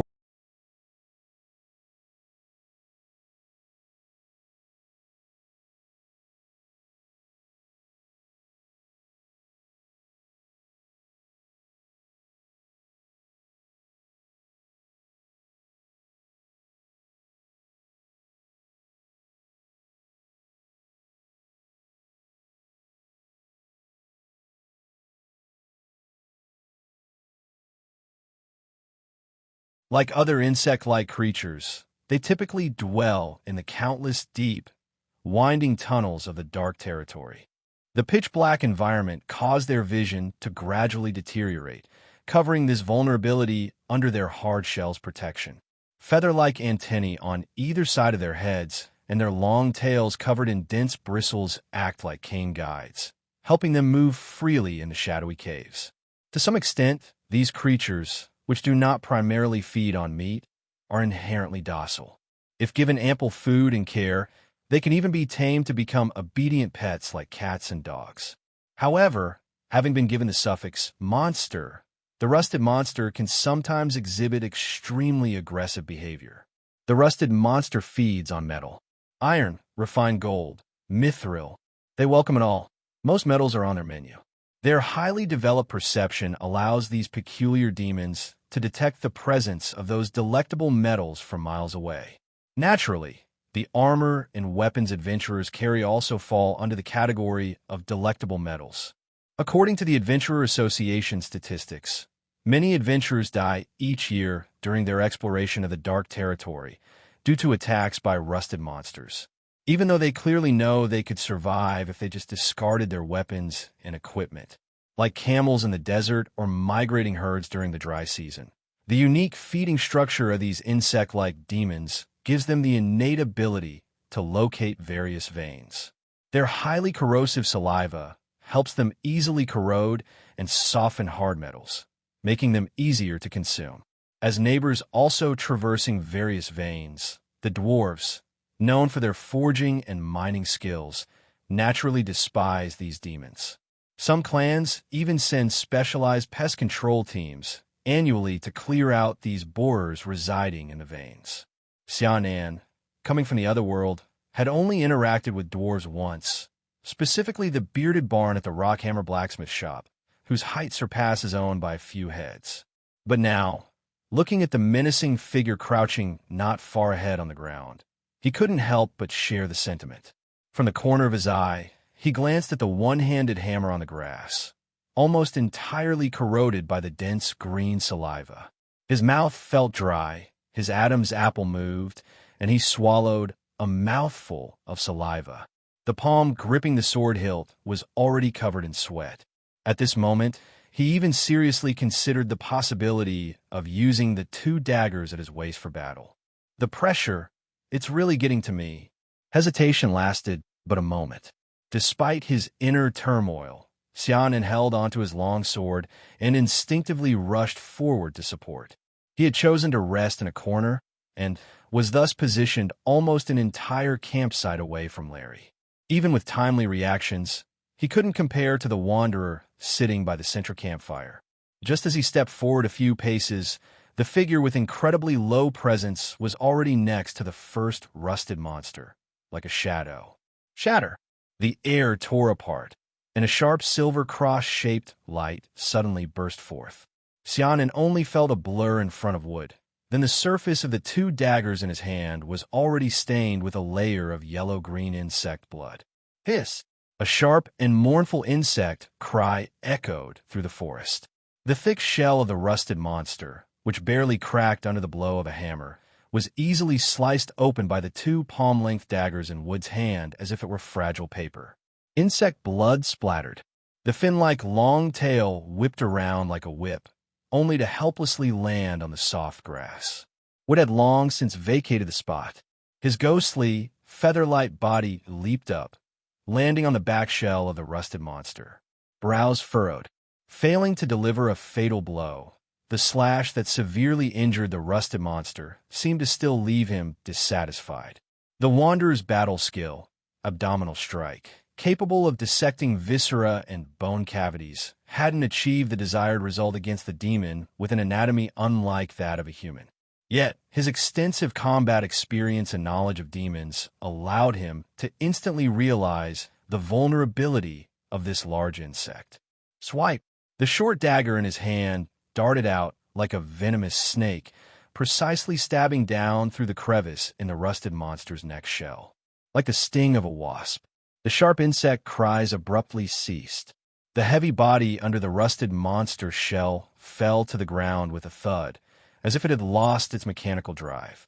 Thus, one rusted monster was down. Not having had a chance to breathe, Wood, having just pulled out the dagger from the insect beast body, seemed to sense something. He suddenly looked up. Pupils contracted. Unbeknownst to him, an insect had circled around, reaching the other end of the campsite amidst the tense battle. And that direction was where Hyan was. "Young master, watch out," he shouted at the top of his voice. At the same time, his figure, balancing on the insect's shell, suddenly turned into a blur and disappeared from the spot.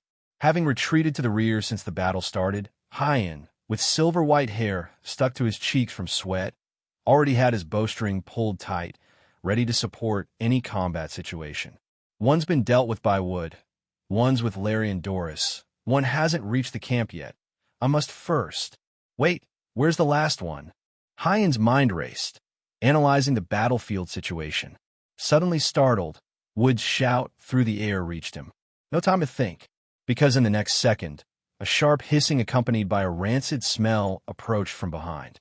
He spun around abruptly. In sight was the rusted monster's menacing body reared up high. The bone-white sharp mouthparts opened and closed, brewing deadly thick green venom.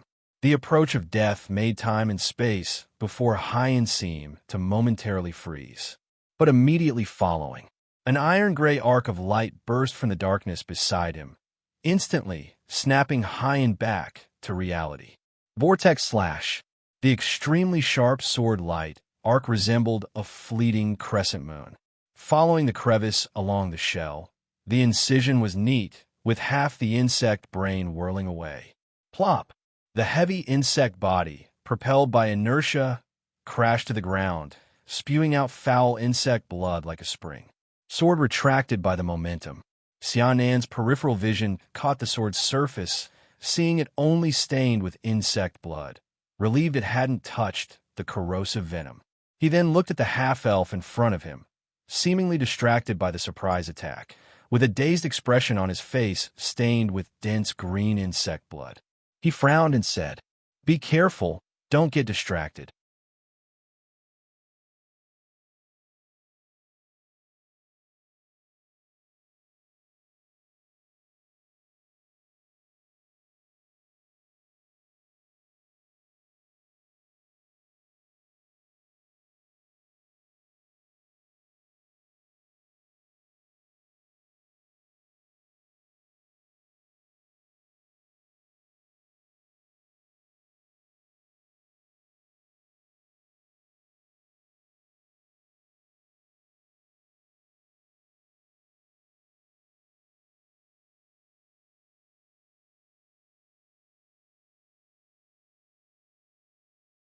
The fierce wind generated by the high-speed movement made Xianan's black bangs sway violently. A shadow flickered in his vision, and Wood, holding 2 daggers, had already approached. "Young master, are you all right?" His anxious and concerned gaze thoroughly scanned the half-elf's body up and down several times. Seeing that there were no external injuries, he finally breathed a sigh of relief. In reality, it was Wood's concern that caused his panic. With no obstacles blocking his view, he had seen everything that had happened on his way over. He knew that the rusted monster had not even touched Hyan before its head was sliced off. Yet, the urgency caused by his failure to fulfill his duty, combined with the fear of what could have happened, made him unable to stop feeling guilty. Thank goodness, Wood thought with relief. Then, he turned his head and looked earnestly at Xianan, who was holding a long sword and preparing to move forward to support the others. He nodded sincerely and honestly. The battle situation was urgent, and Wood himself was not one for words.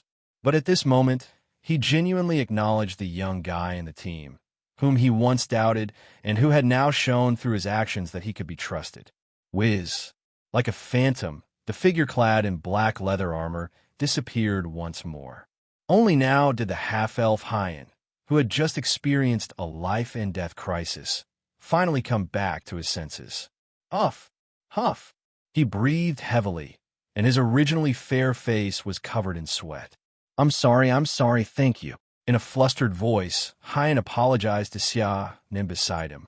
In response, Xianan didn't even make any replies and rushed away from the half-elf. On the one hand, in his eyes, even though Hyan and others were strangers to him just a few days ago, now that they were teammates in the group, he must fulfill his responsibilities to the best of his abilities, even for the 100 gold coins. On the other hand, it was also because one of the 2 rusted monsters left on the field was already crawling towards them. Hiss! The piercing and high-pitched screech seemed to shatter the eardrums. The elongated fin tail covered with wavy, yellow-brown shells swung in the air, scattering countless grass debris with every sweep. Unlike the goblins whose combat power is determined by numbers, rusted monsters, seldom gathering in large groups, do not feel fear or anger from their kind being slain. These large insects, often wandering in the deep caverns, somehow became extremely aggressive, stimulated by something. Even with the metal weapons corroded by venom, they showed no interest and just crazily attacked the living creatures before them. The iron-gray beheading longsword was raised in front of his chest, Xiaonan was not eager to attack, but circled the rusted monster with his sword. His mind was racing. Everything that had happened since the battle began flash through his mind. First, the biggest threat to him was naturally the corrosive poison liquid that spewed from the rusted monster's mouth. Whether it splashed on him or accidentally got onto his sword, it would cause him immense distress, a situation he couldn't accept. He must be extra cautious. Secondly, the rusted monster's body was covered with a thick and sturdy shell. For what he saw when Larry struck it with a one-handed hammer, Xiaonan couldn't be sure if he could break through the armor with a single sword swing. If he failed to pierce the insect's defense instantly, the lack of force transmission from flesh and blood would put him in a stiff state from the counterforce. The margin for error was extremely low. Thus, like before, finding a breakthrough between the gaps in the rusted monster shell was undoubtedly the best strategy for dealing with such insect-like demons. But a hint of hesitation flashed in Xiaonan's dark eyes. A few seconds ago, he indeed used a vortex slash to cut off one rusted monster's head. At the time, he wasn't thinking much, just instinctively used Wood's tactic to strike when he saw his teammate in danger. He didn't even aim carefully. The blade had already wedged into the insect beast's shell. In retrospect, was it coincidence or some kind of combat talent? He wasn't sure, but he wouldn't allow this kind of uncertainty to interfere with the battle at hand, where his life, a powerful fin tail, whipped the ground like a whip, splashing countless mud droplets. Xiaonan barely dodged it. The long sword in his hand gracefully traced an arc, sparking a series of sparks on the yellow-brown carapace. TCH, what a pity, just a little bit off. Not like those unmovable toys on the table. The rusted monster, with countless years of evolution, naturally knew the weaknesses in its body structure. The uneven carapace, undulating like waves, made the gaps between seem particularly narrow and hard to penetrate, coupled with its constant motion and a long tail that swung like an iron whip. It must be a professional like Wood, who had already attained a professional level, possessing skills far superior to ordinary people. Otherwise, in the fierce battle, it would be hard to catch a flaw in the bug in front. Unless, whoosh, a sharp whooshing sound suddenly rose from behind. Xiaonan's body paused involuntarily. Then he immediately reacted, leaped back abruptly, whether to gather strength or retreat temporarily, leaving sufficient space. The next moment, a wooden arrow with a white feather at the tail whizzed past him, stirring up mist. The half-elf, Hyan, who had regained his senses after the surprise attack, immediately offered assistance to his teammate. Unlike the previous few rapid straight shots, the arrow in Xiaonan's view seemed significantly slower in speed. But it seemed as if the half-elf used some unique technique, causing the tail feather to vibrate violently while spinning the entire arrow at a high speed. Like a contrail left by a plane across the sky, the wooden arrow shuttled, marking a clear arrow path in the misty air. Extremely precise. The metal arrowhead, with unbelievable accuracy, spun and pierced into the rusted monster's tiny eye hidden under the shell. The powerful force carried by the arrow even shattered and twisted half of the demon's bug face. Hiss! The insect cry resounded. The extreme pain made the rusted monster instinctively raise its body, shaking its head as if trying to shake off the arrow deeply embedded in its skull. It's now. Xiaonan did not hesitate.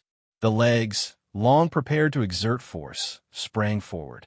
Being in a slight, disadvantageous position, he did not use the currently unsuitable vortex slash, but instinctively thrust the iron-gray longsword upward diagonally. Insect blood splattered, driven by whole-body strength. The blade almost immediately penetrated the relatively fragile underside of the rusted monster's jaw. Neck, spine, all the way up. Bang! The heavy body of the rusted monster, raised high, toppled backward onto the ground with a dull thud, following the inertia of Xiaonan's thrust. The insect head adorned with the arrow rolled onto the grassland. The pincers twitched unconsciously. Xiaonan dared not relax for even a second. In the next moment, Confirming that the rusted monster was dead, he exploded with seemingly even greater strength than before. Stepping on the insect beast's abdomen, he forcefully pulled out the beheading longsword already embedded deep in its shell. Then meticulously checked the sore blade. "Don't get on it, don't get on it," he prayed devoutly in his heart. Opportunities like these are rare. In that instant, he couldn't consider any poison. Grabbing the chance was all that mattered. Though it was not quite regretful now, there was still some worry that the blade might be corroded by the beast's saliva. Thankfully, despite a few more noticeable scratches on the blade and the surface being covered with thick green insect blood, in the end, it narrowly avoided the rusted monster's venom, which was notorious as the nemesis of metal equipment. Moving, pausing, thrusting the sword. In truly intense combat, victory or defeat often happens in seconds. When Xiaonan, panting, withdrew the long sword from the beast's body, what on the other side of the camp had also dealt with the last rusted monster on the field. The battle ended. The attack of the rusted monster came suddenly.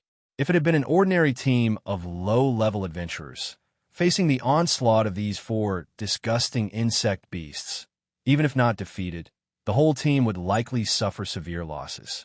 Fortunately, in Xianan's team, there was a seasoned professional. Not only did he set traps around the camp in advance to alert everyone to the attack, he also pointed out the dangers of the rusted monster concisely and promptly, even taking the lead and quickly disposing of one, demonstrating its weaknesses. Together with the cooperation of Xiaonan and Haiyan and others. Throughout the battle, only Larry was slightly injured because he accidentally got some rusted monster's saliva on himself while escaping. The other four were unscathed. Larry disapprovingly flung the poison-covered liquid from his one-handed hammer onto the adjacent meadow. This thing should still be usable. Looking at the metal hammerhead in front of him, severely deformed under the rusted monster's corrosive saliva, as if gnawed on by mice, he muttered. His arm was already wrapped with a thick circle of bandages. "Larry, what are you doing there? Come and help." Behind him, Doris was packing up their luggage and called softly in a low voice. "I'm coming." The commotion from the battle and the stench from the insect blood made this place no longer safe. They needed to quickly set up camp elsewhere before it got completely dark. On the other side, Xiaonan stood in front of a rusted monster's corpse, his beheading longsword behind him already wiped clean. At this moment, he frowned as he carefully flipped through the adventurer's manual in his hand. Rusted monster. Rusted monster. Why isn't it here? After finally ending the battle, he certainly didn't want to give up the loot in front of him so easily. From Xianan's relatively shallow adventurer knowledge, this bug was so large that the chitin armor with its impressive defense should fetch a lot of money. However, given the current situation, the armor was too heavy to carry back. Even if he buried it somewhere and left a marker, those keen-scented creatures in the mist forest would likely dig it up and eat it by the time they finished their task and returned. Therefore, he wondered if there was anything on the rusted monster that was easy to carry and valuable in the market that he could collect. But the adventurer's manual in his hand didn't have any records about this kind of demon. This is a bit tricky now, he contemplated worriedly. Just then, seemingly sensing Xianan's thoughts, Wood, dressed in black leather armor, silently approached. Unlike his previous vigilance and silence along the way, he took the initiative to speak, his tone calm. The most valuable part of the rusted monster is its poison gland located in its upper left abdomen. It's dark purple, thumb-sized, quite obvious. Just flip a few more times and you'll find it. It has a tough exterior, not easy to break. Just put in a cloth bag, but make sure not to place it with metal items as it may corrode them. As for the shell, I'd advise against it. Firstly, it's inconvenient to carry, and secondly, due to the mist forest environment, it will quickly decay once the creature dies unless you have preservation materials. If you ever have a chance to visit the towns near the dwarf settlements and encounter this type of bug, you can also take their antennae. Much like cutting off a goblin's left ear, the dwarves there will reward you with additional bounty. It was the first time Xiaonan heard would speak such a long sentence. Knowing the other person was helping him, he couldn't help but express his gratitude. Thanks a lot. He drew a dagger from his waist, just about to hurry up and collect the poison glands. However, the half-elf Hyan had already approached. "Look, I've already dug out the poison gland from the other 3 bugs for you. Together they should amount to a decent sum." His fair hand was stained with thick green insect blood, holding 3 dark purple oval organs in his palm. Xiaonan couldn't help but be momentarily stunned at his words. "You? Consider a compensation for this mission," the half-elf said, placing the poison glands into a cloth bag and stuffing it into Xianan's hand, smiling.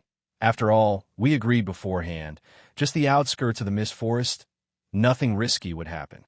Yet we ran into a demon of the rusted monsters level. You can't expect me to pretend it didn't happen. Moreover, you just saved me. As for this, after the task is done, back in Noom. We'll talk about it later," Xianan interrupted with a wave of his hand. He wasn't the type to repay kindness. His actions in the battle were merely opportunistic. They were teammates. His own situation at the time wasn't too dire. He couldn't just watch the other die. Therefore, he wasn't particularly concerned about the so-called life-saving grace. Instead, he was more interested in the 3 poison glands the other held. "Wonder how much they'll sell for when we get back," Xianan, whose savings before the trip were only 24 gold, 2 silver, and 7 copper, pondered. Meanwhile, next to them, Wood looked at the rusted monster's corpse on the grass, his expression even more solemn despite the battle's end. These bugs usually inhabit the dark territory caves. Why did so many suddenly appear in the Mist Forest? Who drove these rusted monsters from their habitat? Or is something here attracting them? 4 rusted monsters, 5 adventurers, a tense and fierce battle that could decide life and death. Within the entire forest, it's just one of the countless daily occurrences of predation and survival, the cycle of eat and be eaten. The campfire flickered. The orange-red flames seemed to merge with the night, transforming into a misty fog that swirled around, drifting leisurely in the air. After the battle, Xianan and the others hurriedly packed their belongings. Under Wood's command, they quickly relocated the camp before the sun completely set beyond the horizon. Gently. Larry's forehead was covered in sweat. With Doris's help, he carefully unwrapped the temporary bandage hastily tied around his arm. The poison of the rusted monster is the bane of metal equipment. Even a few faint drops, if left untreated, are enough to corrode a large indentation as if ants were building a nest. When it comes to the human body, its toxicity is much lighter. Much like a burn, it's a searing pain, but not fatal. Facing Larry's exaggerated reactions, as if he had suffered a major injury, Doris, though showing distaste and muttering complaints, still carefully helped him change the dressing. In the center of the camp, the half-elf was discussing tomorrow's itinerary in low voices with his guard. The atmosphere between them was no longer silent, and the previous conflicts seemed forgotten with the end of the battle. Xianan still sat alone, leaning against the tree trunk by the campfire. However, at this moment, he was not maintaining the gleaming, beheading longsword at his side. Instead, he was intently roasting the jerky in front of him. After a day full of hardships, he needed to replenish his strength by eating. As a newbie adventurer who hadn't completed many tasks at the very bottom tier, even though, due to the modern societal values of his previous life and a once decent family wealth, he was willing to spend a few extra coins on supplies. What he brought along was merely a stack of hard black bread, several pieces of smoked meat, 2 strips of overly salty dried fish, and some other miscellaneous foods, a total enough for about 5 days. It's not that Xianan was particularly stingy in this regard. It's just that the environment of the Mist Forest is unique, where fresh food spoils much faster than usual. Originally, thinking he would just gather some firefly garlic vine and spend at most a night outside, he followed the adventurer's manual suggestions and made a simple purchase at the grocer with a checklist. Looking back now, perhaps he should have spent a few more silver coins to see if there were other foods worth bringing. Xianan sliced the heated smoked meat with a dagger and put it in his mouth. At least it's hot. Feeling the indescribable strange taste in his mouth, he comforted himself in his heart. Yet he couldn't help but recall the extravagant meal he enjoyed a few days ago at the White Sparrow Tavern, which cost him a hefty sum of 3 silver coins. That bowl of mushroom soup was really good. He subconsciously clicked his tongue. Speaking of which, although he hadn't seen one yet, there must be real mages in this world. Maybe there are items like Space Ring or Magic Storage. If he could get something like that in the future, it would not only make carrying supplies easier, but trophies like today's rusted monster shell could also be easily brought back to town. Thinking of this, Xiaonan suddenly chuckled self-mockingly. Feeling like the protagonist in the old joke, the Emperor's golden hoe from his previous life. Xiaonan, what are you thinking about? A deliberately lowered voice called by his ear. Xiaonan came back to himself and looked over, only to see that Larry, having changed his dressing, had unknowingly come over to his side. He was holding a small basket in his hand. Here, this is for you. Before he could respond, the basket was forcibly stuffed into his arms. With a quick glance, he saw a small glass jar in the basket the size of his palm and several packages covered with fine cloth. Double Needle Bee honey. I bought it at the Elf Leaf Bakery. It's very famous. Give it a try. Larry pointed to the glass jar filled with golden, thick liquid in the basket, his animated expression resembling a Livestream salesperson from his past life. And these pieces of goat cheese are made by Doris's family.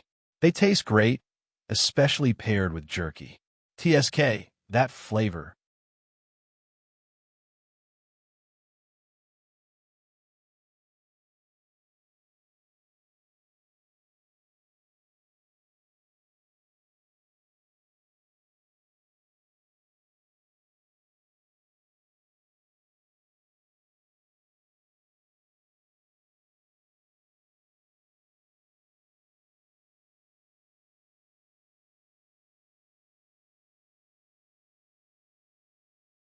He initially thought of exchanging a few more words of pleasantry and perhaps discussing some matters about this mission. Unexpectedly, Larry seemed to have come just to deliver something and, leaving only the sentence, "When we return Noom, let me invite you to have fun in the city for a few days," he ran back with small steps under Doris's urging. Zila, under the scorching flames, the cheese sliced by the dagger melted partially and stuck to the reddish-brown jerky, exuding a creamy fragrance. Putting it in his mouth, the sweet and salty taste of the otherworld cheese made the originally dry and tasteless jerky seem like a different ingredient. Xianan's eyes suddenly lit up, and the fatigue and exhaustion in his body and mind eased considerably. He looked at Larry and Doris in the distance, who were saying something in low voices, his gaze a bit complicated. When he first joined this small team, he thought they had the cliched pursuer and being pursued relationship that often appeared in his past life. After all, with Larry's fawning demeanor and Doris's indifferent attitude, it was hard not to think that way. But now, after spending the whole day together, Xiaonan found that although Larry always had a sycophantic manner, he wasn't flattering without boundaries. And although Doris often seemed disdainful, she didn't always act so distant. "I don't understand." He shook his head in puzzlement. "Quite strange, right?" As if perceiving Xianan's gaze, the half-elf beside him smiled and spoke. "What if I tell you that actually the two of them grew up together since childhood?" "What? Childhood friends?" Xiaonan became even more confused and instinctively asked. "Then why do they seem awkward, right?" Hyan watched the two from afar, lowering his voice. "The actual situation is indeed a bit complicated. Larry's father is a famous merchant in Noom, and before opening their cheese shop, Doris's parents used to work as stewards for the Larry family. That's how they got to know each other from a young age, and after that, at this point, the half-elf seemed to realize his current behavior might be inappropriate and stopped speaking, concluding with, "What happened next is like those stories in the plays." Xiaonan still didn't understand, but since Hyan wasn't planning to continue, he didn't press further and instead shifted the topic back to him. "And you? Why did you come to the Mist Forest?" Hearing this, Hyan paused. His silver-gray eyes flickered with a flash of thought, hesitated for a moment. Then, as if letting go of something, he let out a long sigh. He took out a pitch-black wooden sign from his pouch. His fingertips gently rubbed its surface, speaking softly. When I was young, every night before bed, I would always pester my mother to tell me stories. Though it was always the same few stories, and she didn't tell them as vividly as Aunt Polly. But the evening breeze blew, revealing the half-elf's elongated ears under his silver hair. Those stories all came from my mother's homeland. Elves known for mischief, tree men who guide lost travelers, dreams woven with jade and green jade. Only on those nights, in my mother's gentle voice, could I stop thinking of other people's gazes during the day and not have to care about myself. The unique silver-gray eyes of the elf reflected the flickering firelight before him. Hyan suddenly turned his head, glancing at Wood, who seemed about to speak. He sighed. I actually know that the design of this wooden sign differs from the style of my mother's clan's heritage. But this is the last chance I must try. After this mission, regardless of success, I'm afraid it'd be hard for me to leave home again. No, young master, Wood replied resolutely, but then seemed to think of something, a hint of hesitation and struggle crossing his face as he muttered again. No, it was just a casual question, yet surprisingly, it had left the team in silence. Xiaonan glanced at both of them, his brain working swiftly, then changed the topic, saying, By the way, I've always wanted to know, Wood, are you a professional? The kind that truly achieved a professional level, he added. In response to this, Wood's expression seemed somewhat odd. Didn't you know? I thought you would have figured it out by now. Haha. After all, this is just my second mission. See, the second time, as if catching a certain keyword, the half-elf's ears perked up instantly. So, when you told Larry you're a newbie, it was true. Before Xiaonan could respond, Hyan glanced at the iron-gray, beheading longsword by his side with a look of astonishment. That battle skill you just used, it doesn't seem like something a newbie would have. Hearing that the half-elf seemed surprised by his vortex slash, Xiaonan couldn't help but feel puzzled. What's wrong? Aren't battle skills something you all have? Upon hearing this, Hyan seemed to have discovered a new continent and exclaimed with surprise. Wait, didn't your mentor teach you these things? Mentor? I never had a mentor. Then where did you learn that battle skill from? As far as Xiaonan was concerned, there was nothing to hide about his predecessor's experiences. The half-document detailing the training method for Vortex Slash was fed to the old cow in a shed many years ago after the family made no progress with it. He explained to them both how he obtained the skill book and the sudden changes that occurred after years of hard practice. So, you practiced for years with just half a sheet of paper and mastered it. Wood's face displayed a spectacular expression that had never been seen even during the battle. Beside him, Hyan no longer spoke, only stared at him with an unblinking gaze, as if looking at an alien. It's not entirely wrong, since in some sense, Xiaonan was indeed an alien. By now, even with a slow reaction, Xiaonan realized from their expressions that something was amiss with this body. Clearly, in his previous life, he was just an ordinary office worker who'd barely been in a few fights. But after crossing over, he could directly engage in back-and-forth combat with various demons. Although somewhat rusty, each time he reviewed the instinctive choices he made in battle, they always turned out to be accurate and precise. Plus, as soon as he crossed into this world, he already had Vortex Slash nearly trained to full level.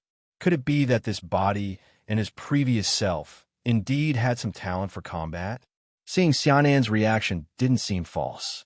Wood, though still surprised, quickly regained his original calm and began introducing Xiaonan to this world's knowledge of battle skills.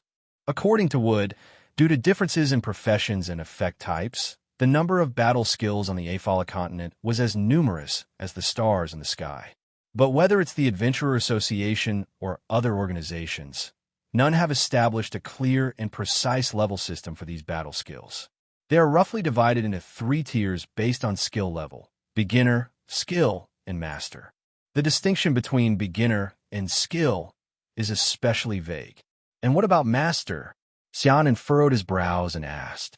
In response, Wood, who had already let down his guard and accepted the other in his heart, smiled rather animatedly and said mysteriously, Compared to the first 2, master-level skills are actually the easiest to distinguish. Because once you polish a genuine battle skill to the master level, all the effort you've put in will be immediately rewarded. Simply put, the moment you train a skill to master, you'll clearly feel a certain aspect of your physical attributes suddenly surge. Some battle skills, once mastered, will even grant you specific expertise in related areas.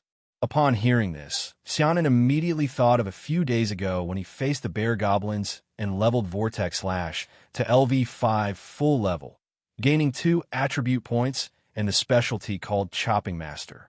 So, the LV5 on the system panel corresponds to the so-called Master in the real world.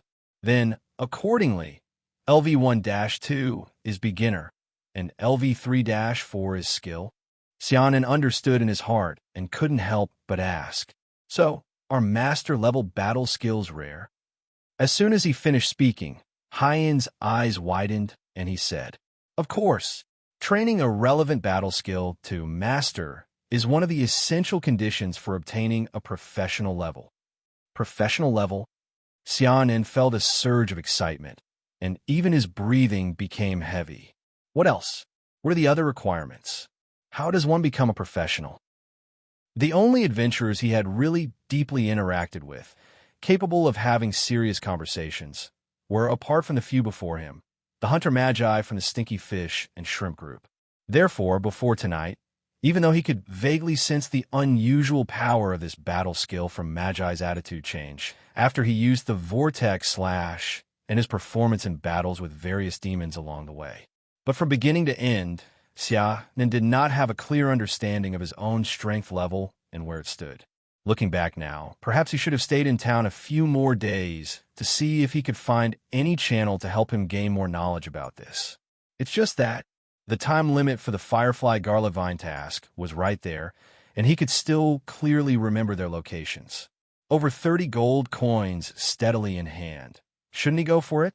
Fortunately, during the mission, he met the half-elf and others, and he even joined their group as a temporary member. Xiaonan seized the opportunity to absorb as much information related to his future development as possible. So, what exactly are the conditions to become a professional? The response Xiaonan got was the half-elf holding up 3 fingers. 3 types of battle skills. Haiyan replied in this manner. For the vast majority of basic professions in this world, as long as you can master 3 battle skills related to the profession and train one of them to master level, you can complete the job assignment and obtain a professional level. Of course, some profession systems require special conditions to assist when targeting basic professions, but these are very few and are generally hard to encounter. Battle skills related to professional work.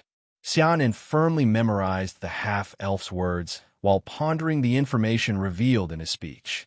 You mean, yes, the battle skill itself must correspond to the profession. Upon hearing this, Haiyan nodded and, organizing his thoughts, pulled out his wooden longbow from behind and slowly began to speak.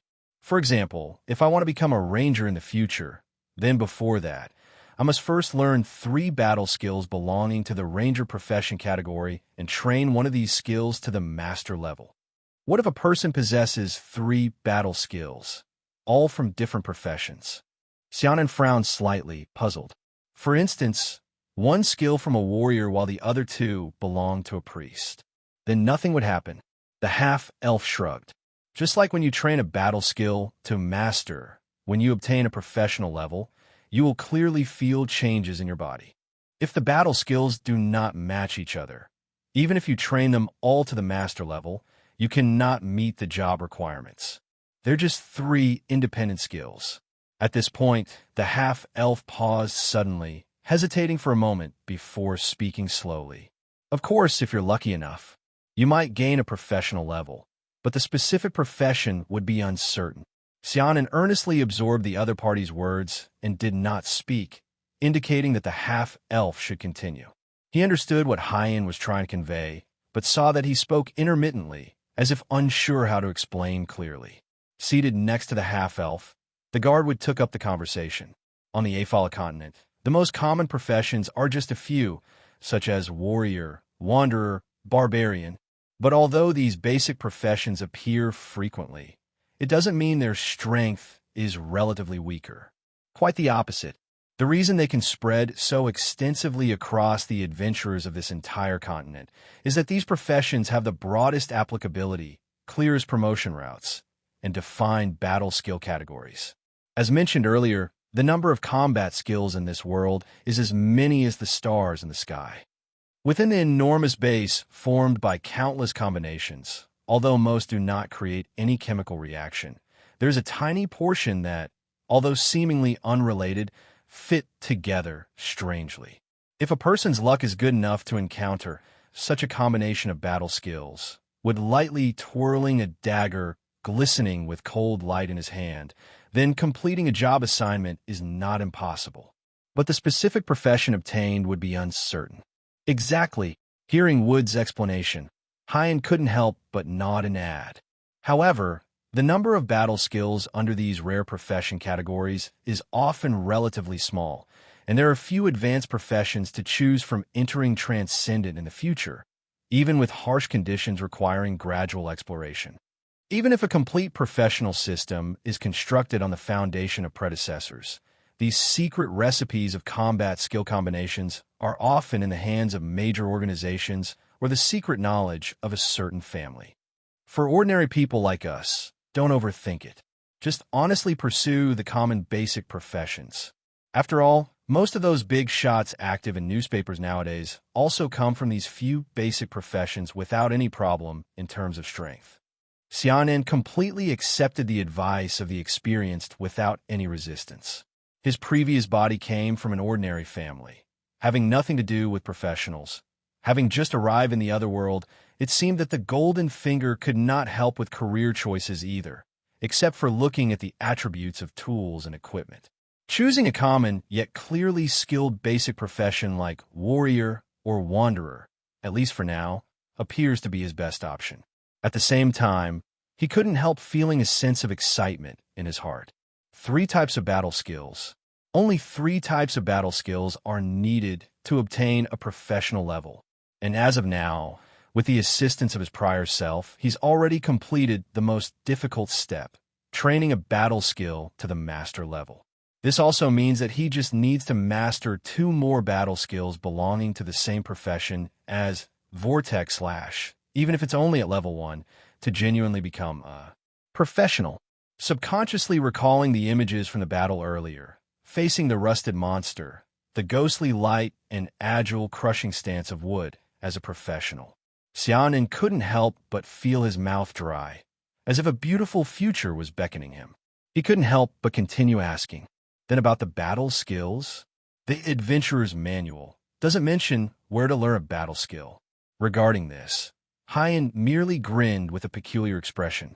Actually, there is such a place where learning various battle skills is the easiest and most convenient, and you've likely been there. Where? Adventurer Association.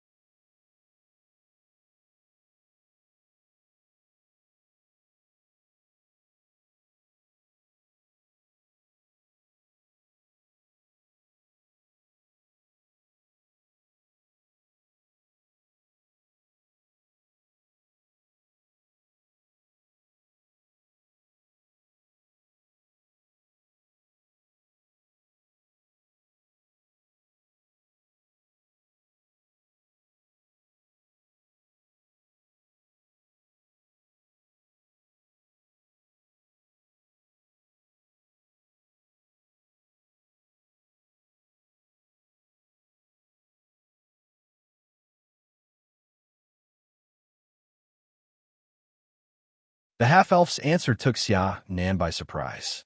How is that possible?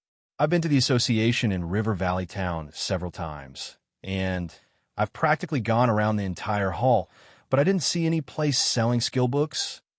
Could it be? That's right. Hyan nodded, pointing upwards with his index finger. On the 2nd floor. Hearing this, Xiaonan couldn't help but feel more puzzled, recalling the conversation with the alchemy shop owner a few days ago when he went to the association to submit a task. Isn't it that only those who become professionals can go to the association second floor? Yes, but without battle skills, how can I become a professional? To Xiaonan, the answers seemed contradictory, as if it had become a dead loop. The prerequisite for becoming a professional is to acquire battle skills, which can be purchased on the Adventure Association's second floor. But to get to the second floor, one has to be a professional. In response, sitting beside the half-elf, Wood, dressed in black leather armor, said with a hint, "This world needs adventurers, but not too many." Xiaonan carefully pondered this sentence, countless thoughts flashing through his mind. Seeing him seemingly getting stuck in a dilemma, Hyan quickly spoke again. Of course, obtaining battle skills is not the only option. According to the information provided by the half-elf, in the Sevia Kingdom, there are several main ways to master battle skills. First, of course, are the large organizations scattered throughout the kingdom, be it the Temple Church or the Guild Alliance, and even the troops belonging to the kingdom itself, all have their own well-defined and complete advancement systems. Not only the various battle skills needed for basic occupations, but also the advanced professions required to become transcendent later have a large reserve. And what you need to pay is loyalty and faith. Secondly, it is to hire professionals who have completed their job to help grasp the battle skills. The cost is truly an astronomical sum of gold coins or other correspondingly valuable resources. This is also the method by which the vast majority of nobles in the kingdom acquire battle skills. Lastly, it is also the most widespread, frequently occurring, and most suitable method for ordinary people without family background or connections. The lottery. Even a farmer's family with no combat power, like the former self, can grab half a supposed skill book from a minstrel staying over for a lodging fee. In the vast land of the Sevia Kingdom, there are countless battle skill secret recipes circulating. Casually find an old man at the village entrance, and he might have a few so-called night training secrets passed down from his ancestors, and for a few copper coins he'll boast about his great-grandfather's glory as if you've gotten a huge bargain. These battle skills, as plentiful as toilet paper, are 99.9% completely worthless junk of unknown origin. No matter the years invested, there will be no progress, merely wasting a lot of time and possibly even damaging the body due to incorrect force exertion postures. Only a very few lucky ones, after obtaining a truly effective battle skill book by chance, can, through hard and tedious time and effort training, have a chance to learn true combat skills, taking the first step to becoming a professional. Of course, the above three are just the most common ways to obtain battle skills. Besides these, traditional master-apprentice relationships, patronage, treasure hunting, and auction transactions, a slightly more credible option than roadside stalls, exist and come with multiple methods requiring certain thresholds. This makes battle skills not uncommon, at least among adventurers, a group that deals with various magic beasts and has certain channels and income. Upon hearing this, Xiaonan finally understood why the two appeared so surprised after learning of the former self's experiences. It seems the former self didn't just have decent talent.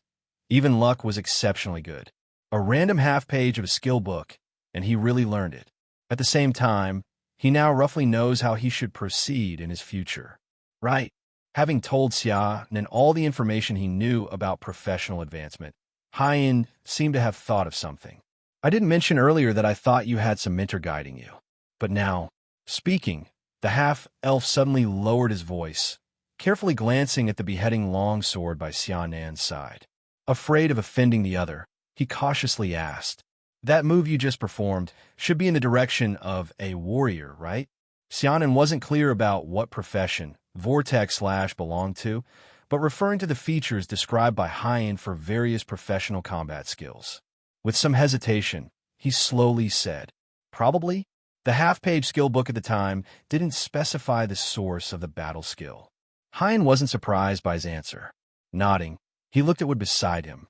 Although Wood is a professional, the Wanderer combat skills don't match with what you demonstrated just now.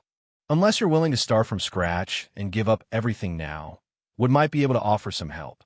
But, to be honest, that would be a bit too wasteful.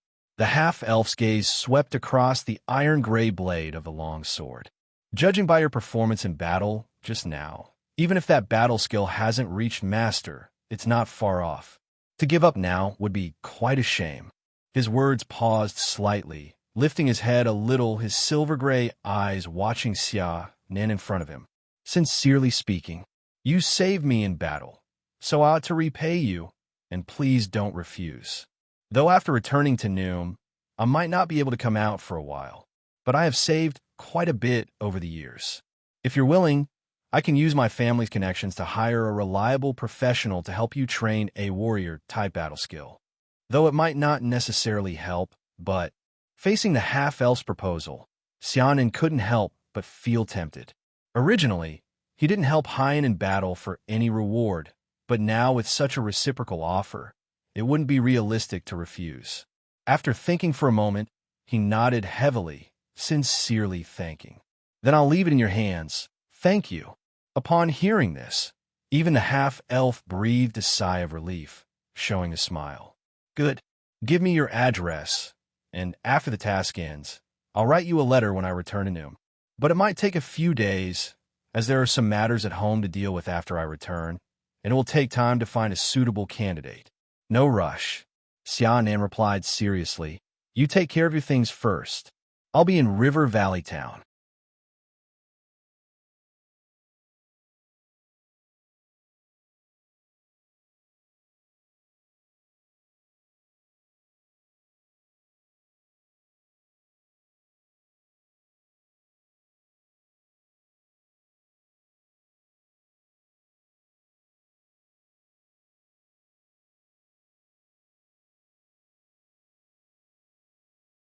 Being in the wilderness, neither time nor space allowed him to truly begin training and learning new battle skills. But now, at least he had a goal to strive for. Learn 2 more battle skills and obtain a professional level. Even if he doesn't continue in the adventurer trade in the future, the identity of a professional will be like a technical certificate from his past life, allowing him to live comfortably in this world.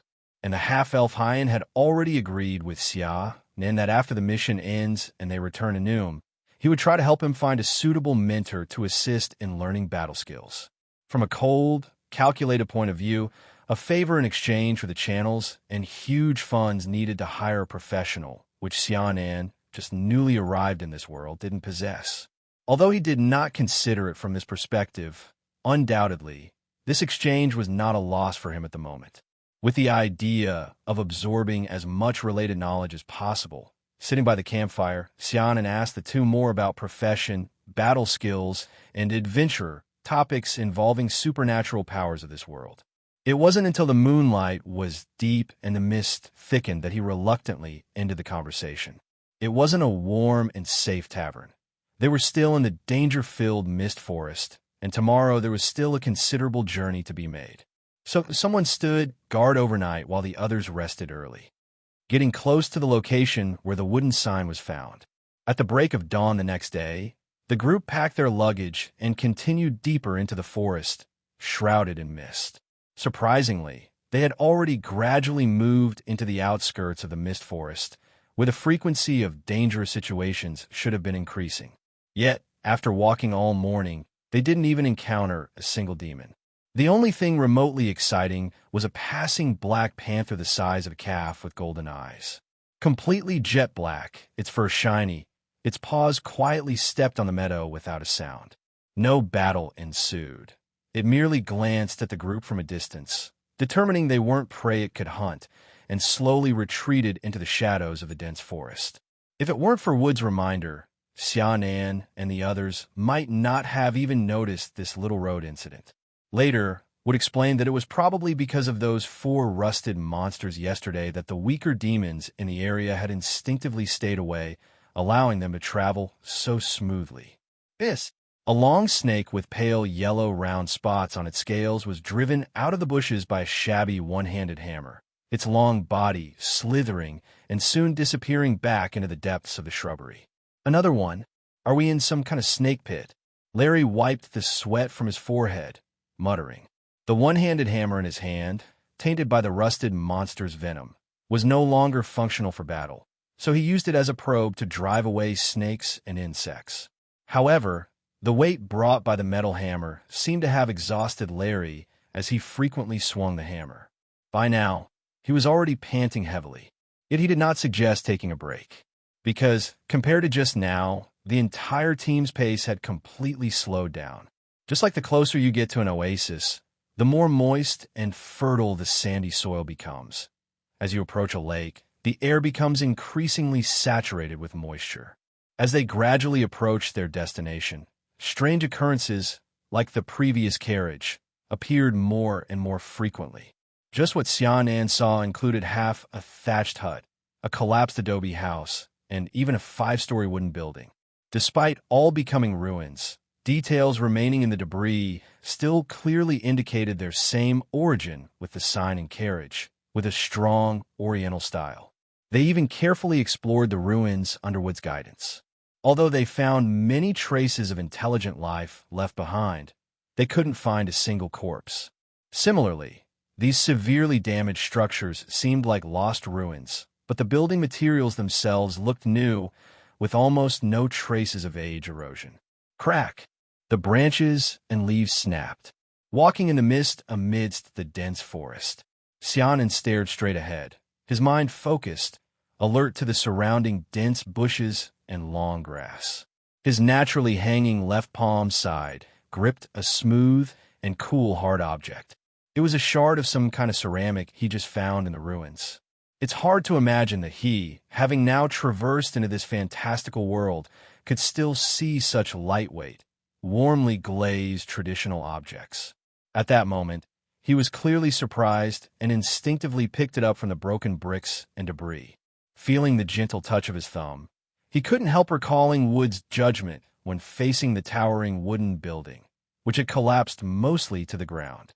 Judging by the extent these wooden materials have been affected by the mist in the forest, this building in the mist forest should have been constructed only about a month or two ago. However, considering the resources and manpower required, and the surrounding dangerous environment, I don't think anyone would actually choose to settle here. These words immediately faced rebuttals from Hyan and others. After all, the building stood right there.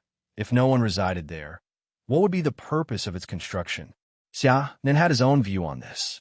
Unlike others in the team, who were all native to this world, the soul in Xianan's body came from the other world. With the knowledge and memories of modern society from his past life, many vaguely familiar details in the ruins allowed him, at a glance, to recognize the function of that towering wooden structure. It was a tavern. He felt increasingly baffled. A tavern in the depths of a forest teeming with dangerous demons. Who would visit such a place? Moreover, judging by the density of the buildings along the way, even if every one of those thatched huts and adobe houses, now in ruins, were filled with people, the population wouldn't support a lodging place of such scale. Moreover, as far as Xianan was concerned, anyone with a slight concept of urban planning wouldn't lay out buildings as indiscriminately as he had seen. One moment, there's a tattered thatched shed in a slum. 2 steps later, it's a refined tile house for the affluent. One after another, arranged without rhyme or reason. His impression, rather than people building these structures to specifically settle in the forest, was more like the existence of an unseen hand, transcending space and time barriers, picking up a few buildings from a town in a different aesthetic world than this fantastical one, and casually tossing them into the mist forest.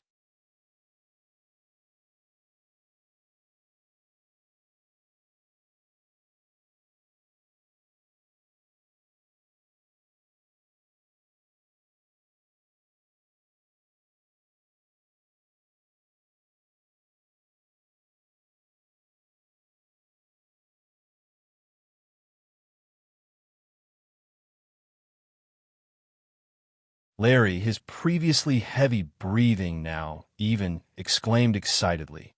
The team had ventured deeper into the forest at this moment. As the buildings and the roadside bushes became denser, they finally reached their destination. Is this where the adventurer discovered the wooden sign? The half-elf Hyan, holding a longbow, carefully surveyed the surroundings with silver-gray eyes, his face full of curiosity. This was a sprawling courtyard. Unlike the ruins previously encountered on the road, the courtyard was largely intact, with most of the architectural structures well preserved. This allowed Xian to compare it with knowledge from his past life, while carefully observing everything about this architecture. The overall structure was symmetrical along the central axis where the courtyard gate was located, with neatly arranged buildings on both sides, orderly and aesthetically pleasing. The classic black tiles and white walls, the roof corners as nimble and light as flying birds, the beams and columns painted with black lacquer, adorned with exquisite cloud patterns.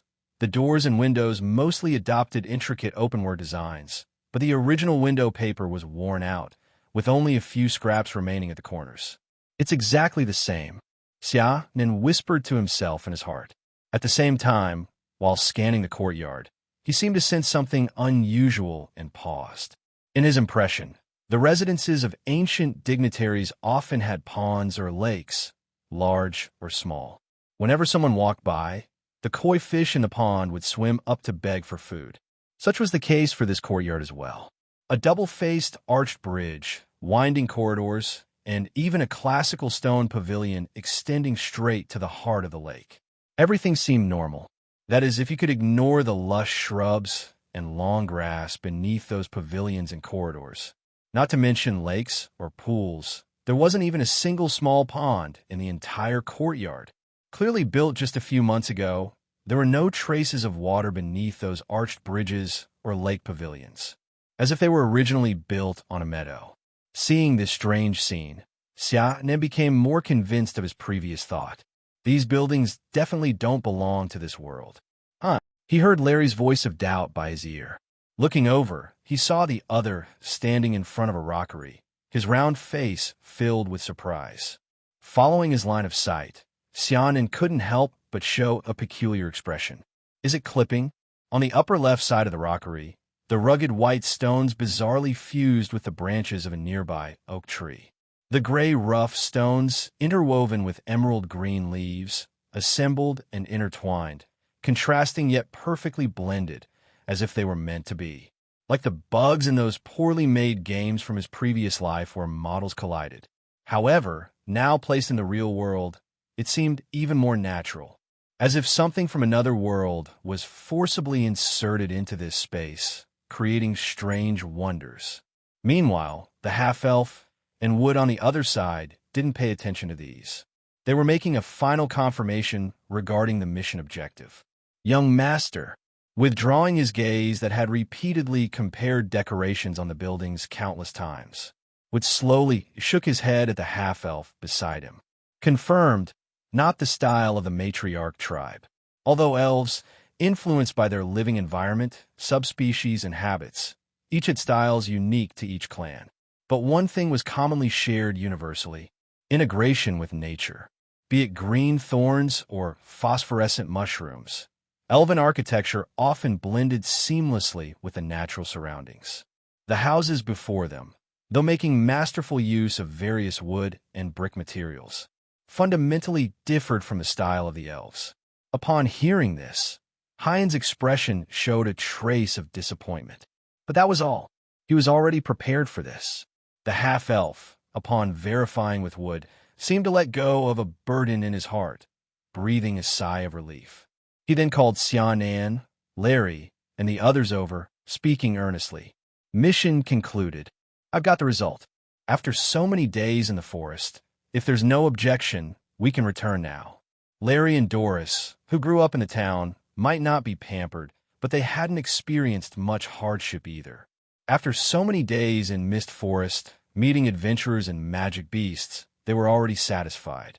So, there was no reason to oppose Hyan's proposal to return. Xian, however, didn't respond immediately, looking somewhat hesitant.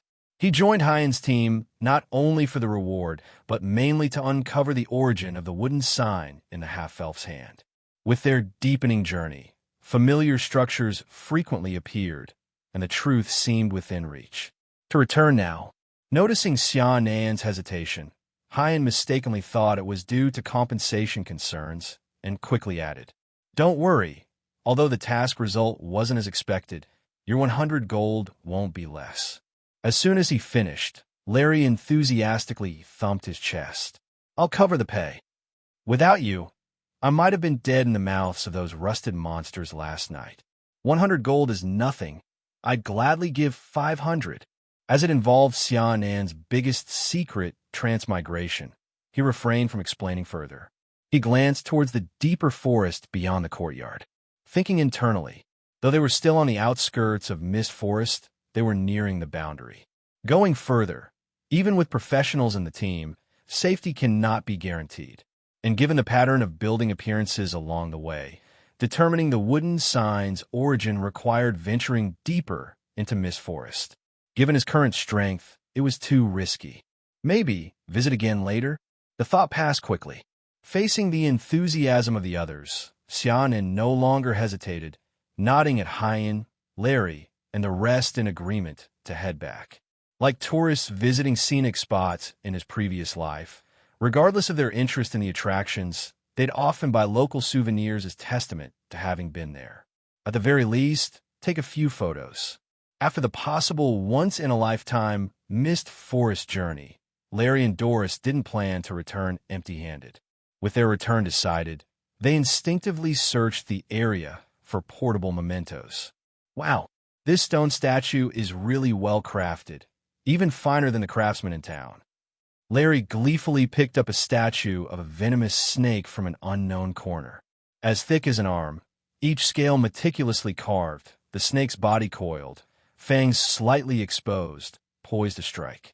Lifelike. However, Xianan frowned. The stone statue before him didn't seem to fit the Eastern civilization style he remembered. "Hey, come over, everyone. Here's a rusted monster statue, exactly like the ones we encountered yesterday." Hearing this, something seemed to click. Originally standing behind Hyan, Wood's expression suddenly darkened. In a blink, he was shielding the half-elf behind him, roaring, "Alert!"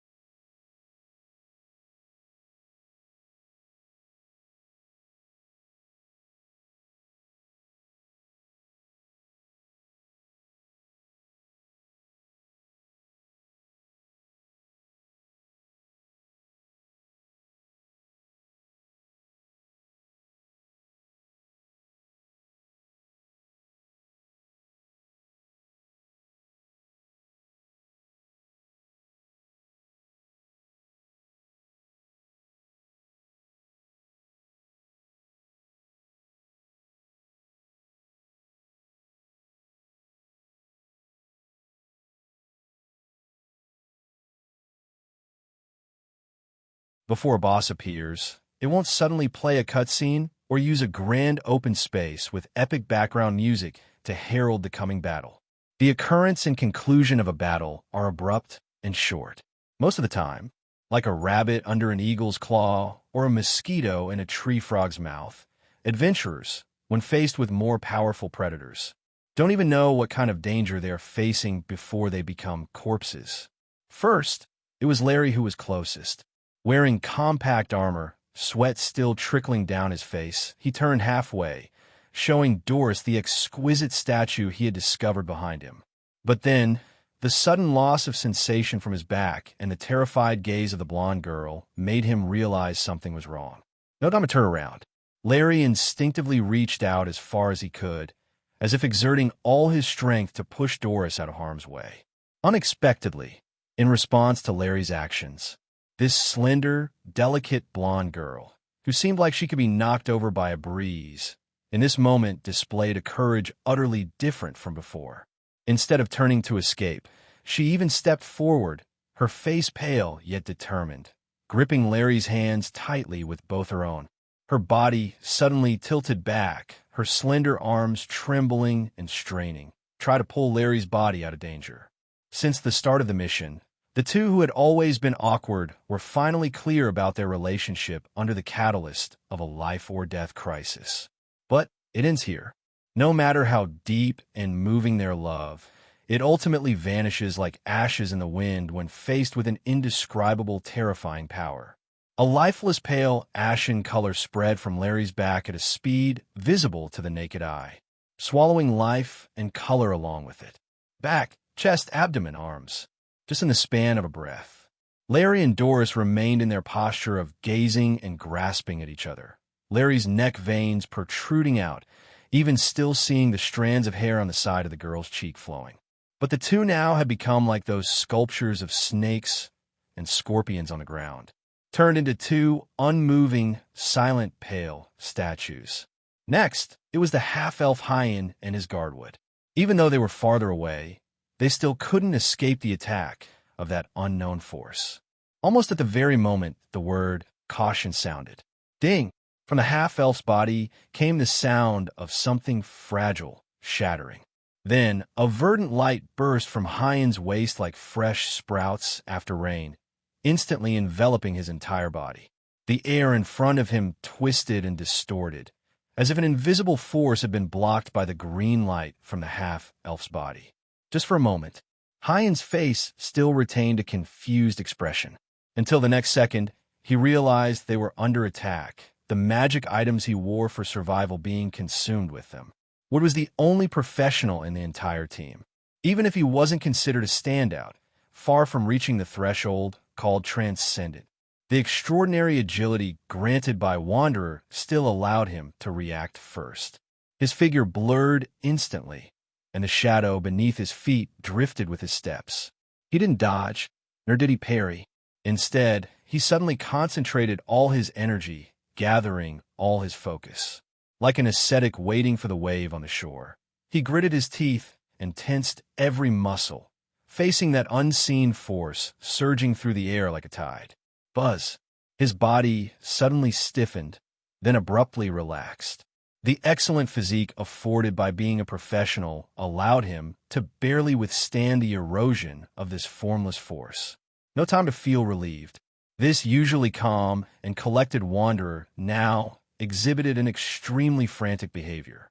He abruptly turned and rushed toward the half-elf he was protecting. Run! Lastly, it was Xiaonan who was on the other side of the courtyard.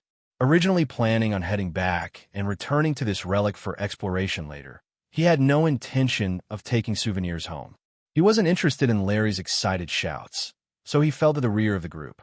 And because of this, whether it was Larry and Doris's struggle and petrification or the green light bursting from the half-elf, he saw almost everything that happened on the field. But like dewdrops making ripples on water or the subtle arc traced by a bird's wings, those seemingly clear and detailed scenes to you are indeed the briefest moments in time. Xiaonan felt he had reached his utmost limit. Larry turned back. He halted his approaching steps. Wood's caution. He instinctively reached back for his sword hilt. Green light flashing on Hyan, he drew out the iron-gray, beheading longsword from his back. And when the Wanderer's shout of "Run" reached his ears, his brain translated it into comprehensible information, issued a command, transmitted it through nerves to move muscles and bones to take the first step. The invisible force that seemed to permeate the air like mist arrived in front of him. Boom! The world felt like someone pressed the mute button, and the vivid colors began to fade away. It's hard to put Xiaonan's current feelings into words. It's like winter swimming in temperatures below -20 degrees. First, the surface of the skin instantly chilled and stung. The frigid chill of the river water seemed to try to seep into his bones through his pores. Then numbness set in. The perception of the areas invaded by cold seemed to be frozen, gradually vanishing. And then, as the body detected the crisis, the blood vessels contracted instinctively, the accelerated blood circulation causing a wave of warmth to wash over, fighting off the encroaching chill.